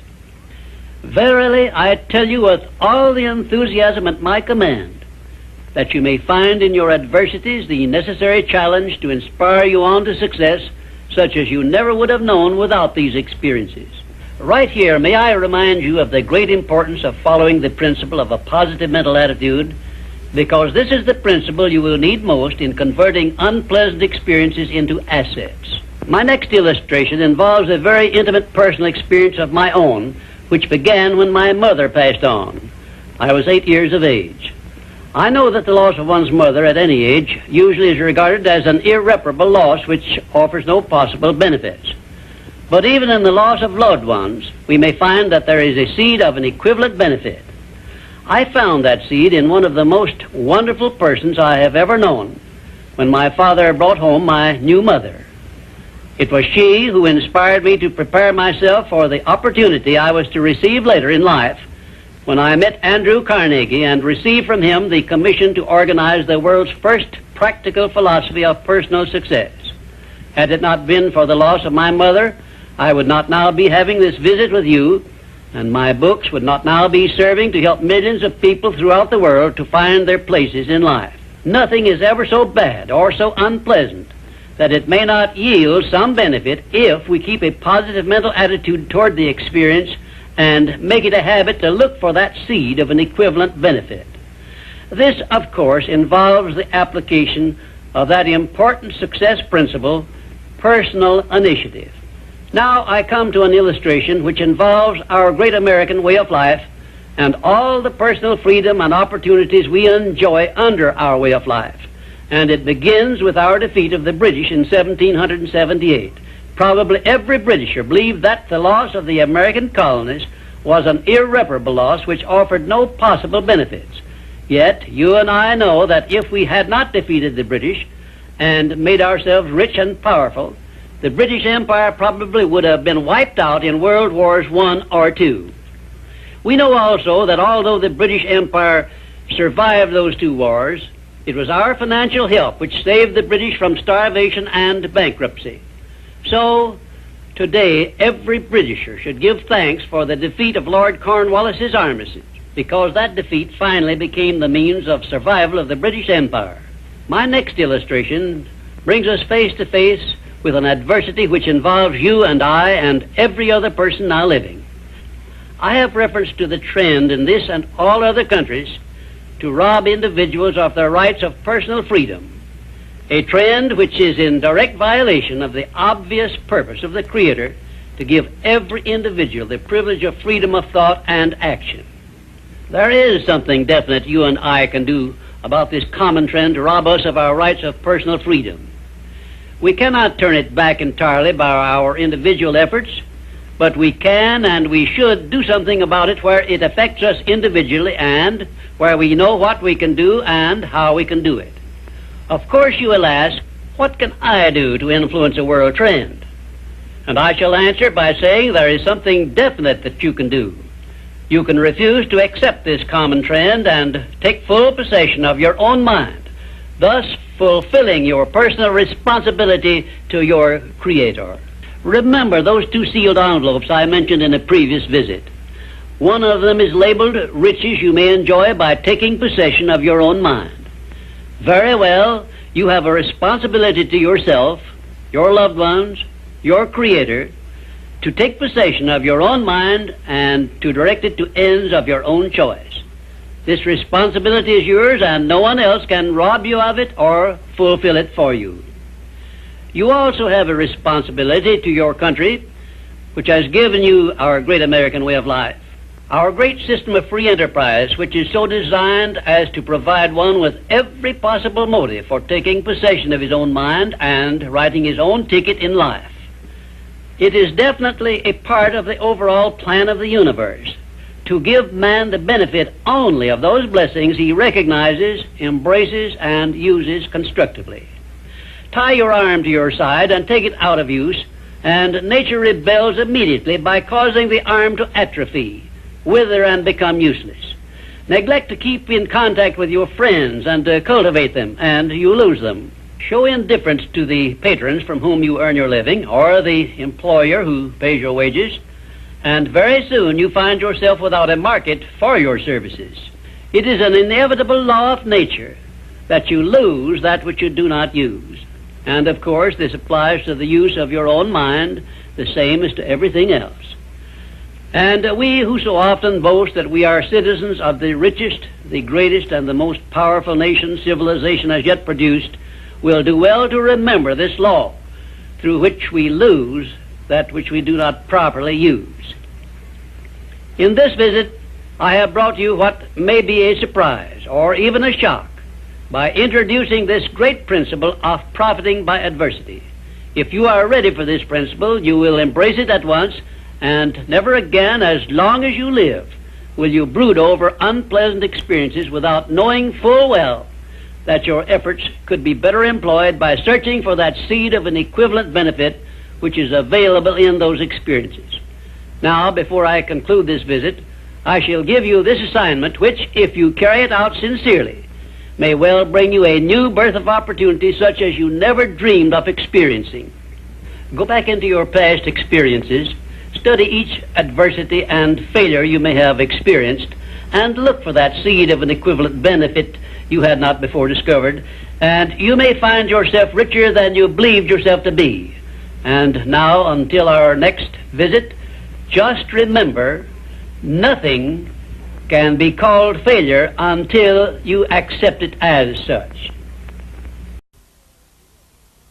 We have now come to our 11th visit, where I shall present creative vision, the success principle which is responsible for the building of all of our plans, aims, and purposes. It has been said that the imagination is the workshop wherein we fashion the purposes of our brain and the ideals of our soul. I do not know of a better definition of imagination than this. There are two forms of imagination. First, there is synthetic imagination, which consists of organizing and putting together of recognized ideas, concepts, and facts arranged in a new combination. Very seldom does anyone create an idea or anything else absolutely new. Nearly everything known to civilization is but a combination of something that is old. Secondly, there is creative imagination, which operates through the sixth sense and has its base in the subconscious section of the brain and serves as the exclusive medium through which basically new ideas or facts are revealed.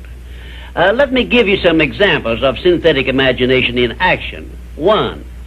Edison's invention of the incandescent electric lamp was the creation of synthetic imagination because it was created by bringing together in a new combination two old and well-known principles. 2. Clarence Saunders' idea on which the Piggly Wiggly store system was based was the result of synthetic imagination because he merely borrowed the self-help cafeteria plan and introduced it into the grocery store business. But despite the simplicity of the plan, it is said to have yielded its organizer $4 million during the first 4 years after it was put to work. 3. Henry Ford's first automobile was created through synthetic imagination by the simple procedure of bringing together the well-known method of transportation, the horse and buggy, and the steam-propelled thrashing machine.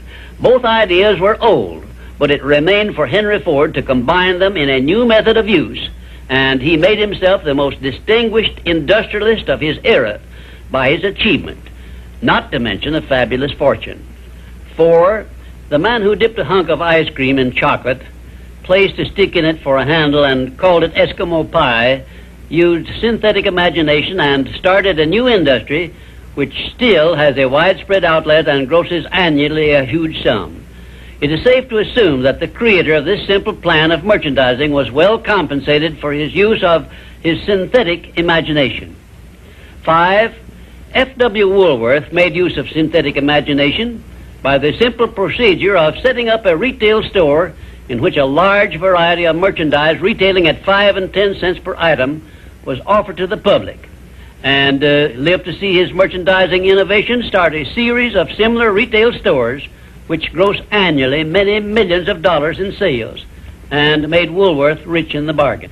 Now, I shall give you some examples of creative imagination. 1. Edison's invention of the phonograph was the outgrowth of creative imagination because no part of his invention had ever been known or used previously. 2. Signor Marconi's invention of wireless communication was also the outgrowth of creative imagination because it was based on basically new ideas which never had been used previously. He was the first to discover the means by which the ether could be made to take the place of wires in the transmission of sound. 3. Madame Curie's discovery of radium was also the outgrowth of creative imagination because no one before her had ever revealed either the actual existence of radium or the method by which it could be recovered or refined. 4. Wilbur and Orville Wright's perfection of the modern airplane was partly the result of creative imagination and partly the result of synthetic imagination, because others previous to their time had discovered some of the ideas they used successfully, but they were the first to coordinate those ideas so they worked. 5. Robert G. Letourneau made effective use of creative imagination by building heavy dirt-removing machinery which involved ideas never before used, although he was practically unskilled in engineering and had very little schooling of any kind. I worked with Mr. Letourneau for a year and a half, during which I saw him in action many times when he was drawing entirely upon the faculty of creative imagination and receiving his ideas from sources outside of his own immediate education or knowledge. And right here, in case you have not already recognized the fact, I am bringing you very near the point where people sometimes tune in on their creative imagination and come up with ideas which benefit great numbers of people and make themselves popular and rich. I am going to give you these suggestions solely as inspiration intended to introduce you to your faculty of creative imagination. All the good ideas have been used up, did I hear you say? Quite to the contrary, the best ideas are yet to be revealed and put into service of mankind. There are no more opportunities to become rich, did I hear you say? If you will give me an acceptable plan for influencing married people to adopt and use the mastermind principle in their domestic relations, you may benefit many billions of people in homes where harmony does not now prevail, and make for yourself a reputation worthy of a king's ransom. If you have a better idea or plan for the use of salesmen in any field of selling, your idea may help millions of salesmen to increase their incomes and bring you a reward worthy of the value of your idea. I am still talking to you about exercising your faculty of imagination, but I am limited as to the number of ideas I can give you in so short a time. But I will give you some more useful ideas in my next visit.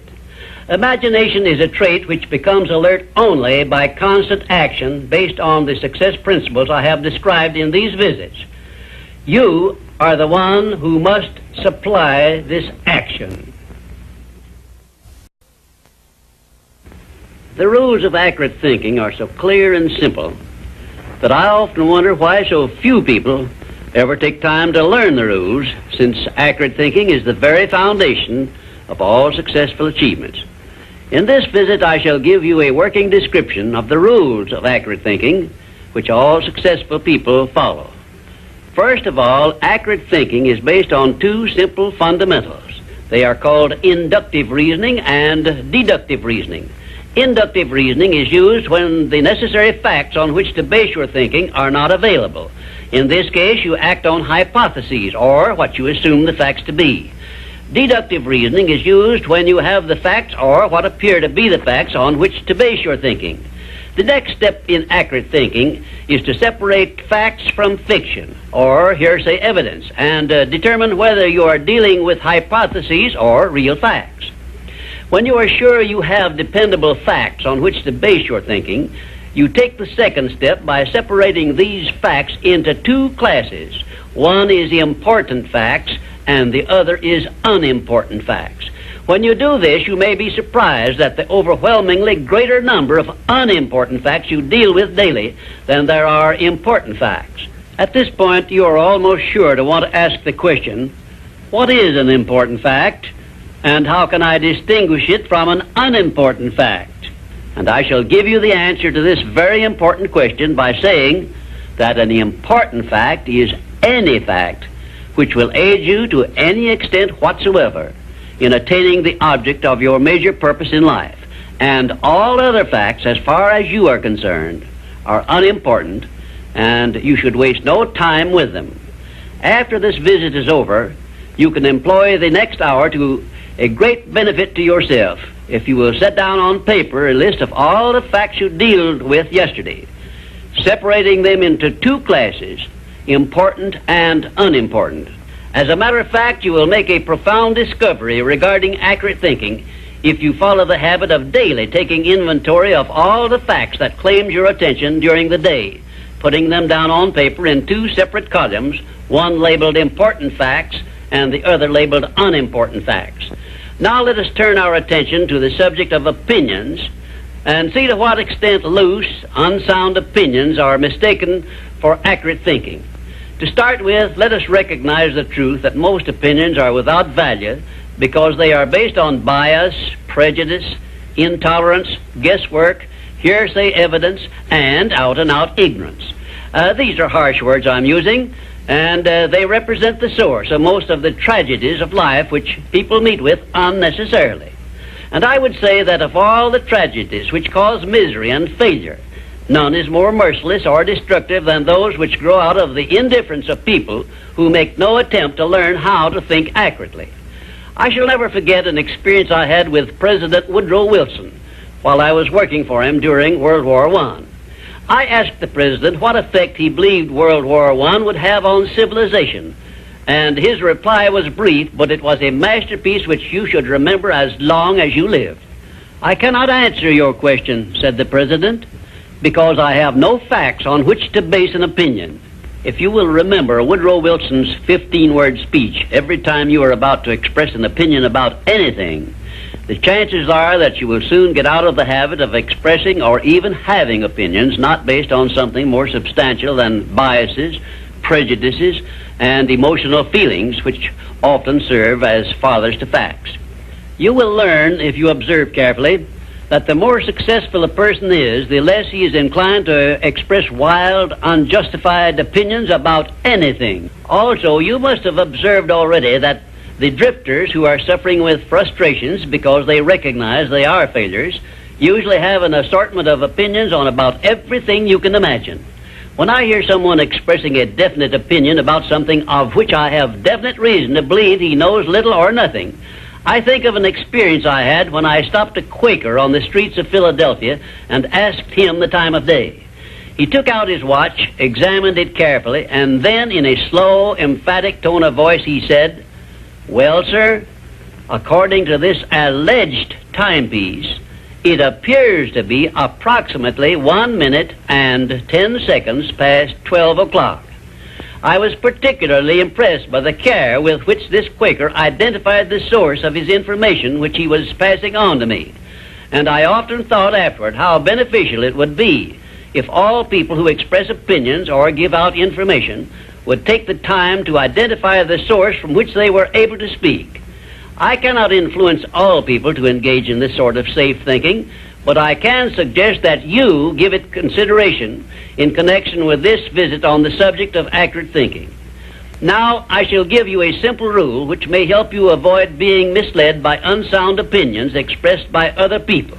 When you hear someone make a statement which your reason cannot accept as being sound, or which you question or should for safety's sake question for any reason whatsoever, ask a simple forward question.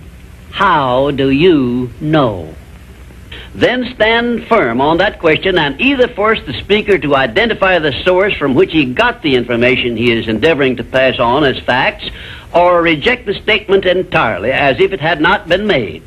And do this no matter who is speaking or what may be his reputation for truth and veracity. Remember, you are given as your richest birthright the privilege of controlling your own thoughts. Therefore, treat this divine gift with the profound respect to which it is entitled, and do not allow anyone to do your thinking for you, or to influence your thinking in any manner whatsoever, except by the rules of accurate thinking I am passing on to you. Follow this procedure regardless of what people think or say about your method of thinking. If they wish to call you a cynic or a doubting Thomas, let that be their misfortune. But for your own good, go right on thinking by rules which will save you from many mistakes and tragedies throughout your life. Now I will give you 7 rules to follow, which, if you memorize them and follow them as a daily habit, may bring you top rating as an accurate thinker. 1. Never accept the opinions of other people as being facts until you have learned the source of those opinions and satisfied yourself of their accuracy. 2. Remember that free advice, no matter from whom it is received, will bear the closest of examination before it is acted upon as safe. And generally speaking, this sort of advice is worth exactly what it costs. 3. Alert yourself immediately when you hear anyone speaking of others in a discourteous or slanderous spirit, because this very fact should put you on notice that what you are hearing is biased, to say the very least about it, and it may be out-and-out misstatement. 4. In asking others for information, do not disclose to them what you wish the information to be, because most people have the bad habit of trying to please under such circumstances. Well-measured, tactful questions can be of great benefit to you in thinking accurately. 5. Remember that anything which exists anywhere throughout the universe is capable of proof, and where no such proof is available, it is safer to assume nothing exists. 6. One of the great unexplainable miracles consists in the fact that both truth and falsehood, no matter by what means they may be expressed, carry with them a silent, invisible means of identifying themselves as such. Therefore, remember this truth and begin developing the necessary intuitive faculty to enable you to sense what is false and what is true. 7. Follow the habit of asking, how do you know, when anyone makes a statement you cannot identify as true.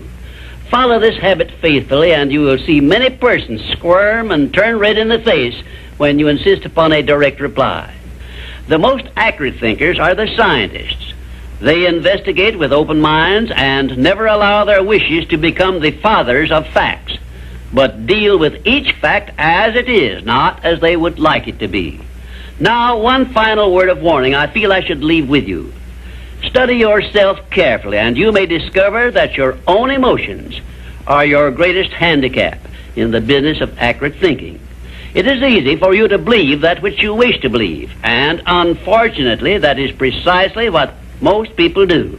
This is a method by which many people condemn themselves to eternal failure and defeat, and it is a method which opens wide that sealed envelope which contains the list of penalties they must pay for neglecting to take possession of their minds and use them for constructive ends beneficial to themselves. And now, until our next visit, may I say goodbye. Throughout my life, I've had a wide variety of very high goals, but my major one has always remained the same: to change the world and make it better for this and future generations. Napoleon Hill and his philosophy of success have helped me to develop, maintain, and advance this goal. In his final visit with us, Dr. Hill discusses the nature of universal law and its impact on us all. The 13th visit brings us to the analysis of a law of nature which is the basis of all of our habits, both the good habits and the bad.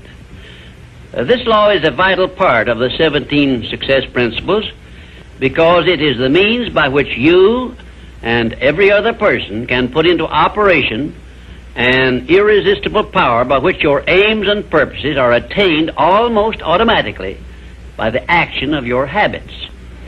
I have named this law cosmic habit force because it is the law which gives definiteness of action to everything which moves throughout the entire universe.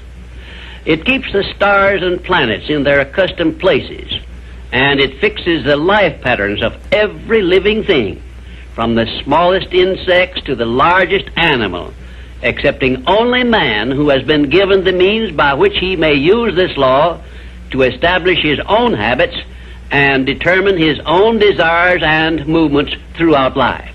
Cosmic habit force binds every living thing lower in the scale of intelligence than man with what we call instinct. But man can rise above these fixed patterns by which lower forms of life live and establish his own pattern. This privilege is the only thing over which man has complete power of control and direction. And it is interesting to observe that the Creator never gives man any form of riches without sending along with it the means by which man may do whatever he pleases with those riches. Like every other natural law, cosmic habit force has both a positive and a negative potential application. The negative application of this law is called hypnotic rhythm, which means, among other possible results, it fastens upon individuals that by our neglect to fix our thoughts upon the things we desire in life, and thereby gain the power of cosmic habit force in attaining these desires, the law automatically acts through the negative hypnotic rhythm feature and fixes our minds on the things we do not desire and attracts to us the physical counterpart of these desires. Understand this principle of the law of cosmic habit force, and obviously you will have a better conception as to how essential it is to keep your mind occupied with the life pattern and the things and circumstances you desire until this pattern is taken over and made permanent by cosmic habit force. Cosmic habit force is the watchdog, so to speak, which looks over your shoulder all through life, examines every thought you release, every act in which you engage, and forces upon you the penalties or the rewards in those two sealed envelopes I described in a previous visit. When you understand the principle of cosmic habit force, it is clear enough that you cannot go through life without using the power of this law to carry out the circumstances and the desires you voluntarily choose, or, by your neglect, allow the same law to force you to pay the penalties I described. You have a power of choice here, the same as in all other things, but your neglect to exercise this power brings certain, if not always swift, retribution upon you. Perhaps you now see why I warned you in a previous visit that the two sealed envelopes were not imaginary but real. And of course you now understand that you must avail yourself of the benefits of one or be forced to accept the penalties of the other. There is no halfway compromise for any human being. Ponder over this profound truth, and you will probably get a more impressive understanding of the power which is available to you through the application of the 17 success principles of the science of success. And you may also acquire a better understanding as to why these 17 principles have spread throughout the world without organized business management behind them.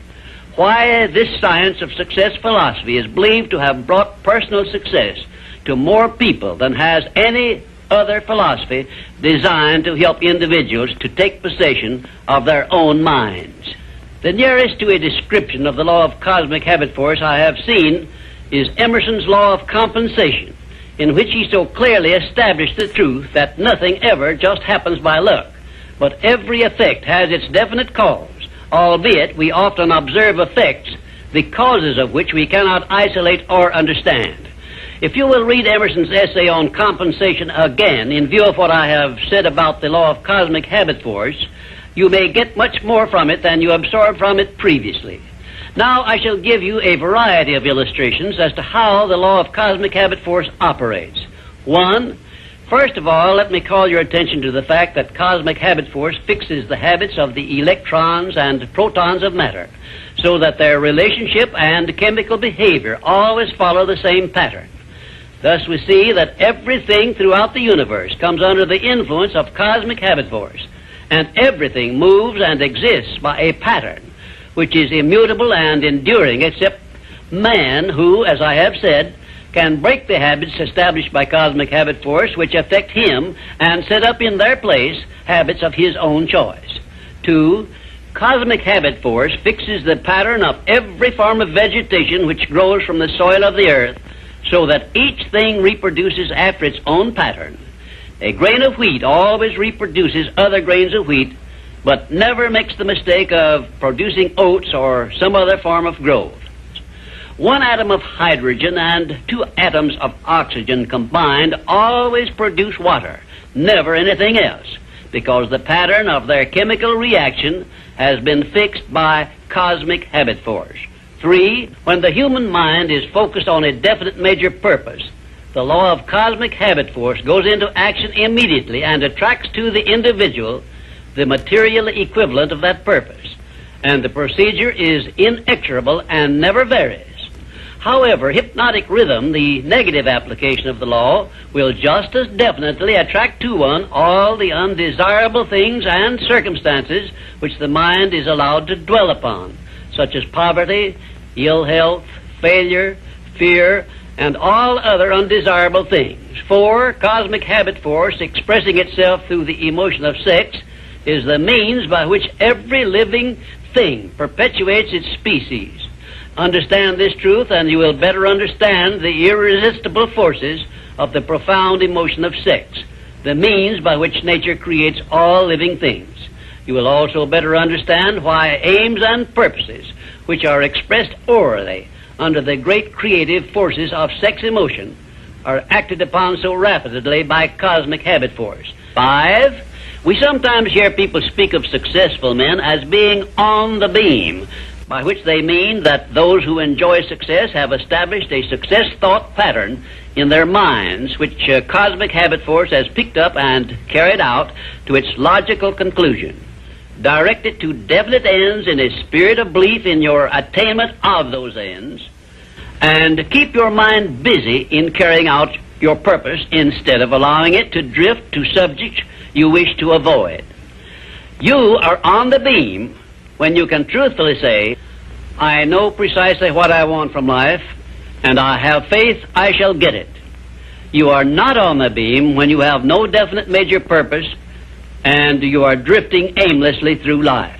People who are failures also are on the beam, but they are on the negative side of the beam because they have neglected to use those riches which came over with them in that sealed envelope, and they have placed themselves under the influence of hypnotic rhythm, which is the negative application of cosmic habit force. There is one word which doctors dread, and it is the word fixation, which means that a sick person believes in his sickness as something which cannot be cured. Fixations can become a priceless asset by those who have discovered the great master key to success and have learned how to develop fixations in their minds based on the things they desire most in life. Cosmic habit force is the power which makes fixations permanent. You should have a definite fixation based on your major purpose in life, but you are the only one who can create this fixation. You can do it by taking possession of your own mind and keeping it directed toward the attainment of your major purpose. If you will do this by following all the instructions I have given you in these visits, in a short time you will find yourself on the beam and headed directly toward everything you desire and deserve to receive. Lastly, remember that your mental attitude is something you control outright, and you must use self-discipline until you create a thought pattern or thought habits which keep your mental attitude positive at all times. Your mental attitude is important because it acts as a magnet which attracts to you everything, every circumstance which makes you what you are and where you are. If you wish to keep on the beam that leads to success, be sure that you give cosmic habit force a thought pattern based on the things you want most in life, and it will do the rest.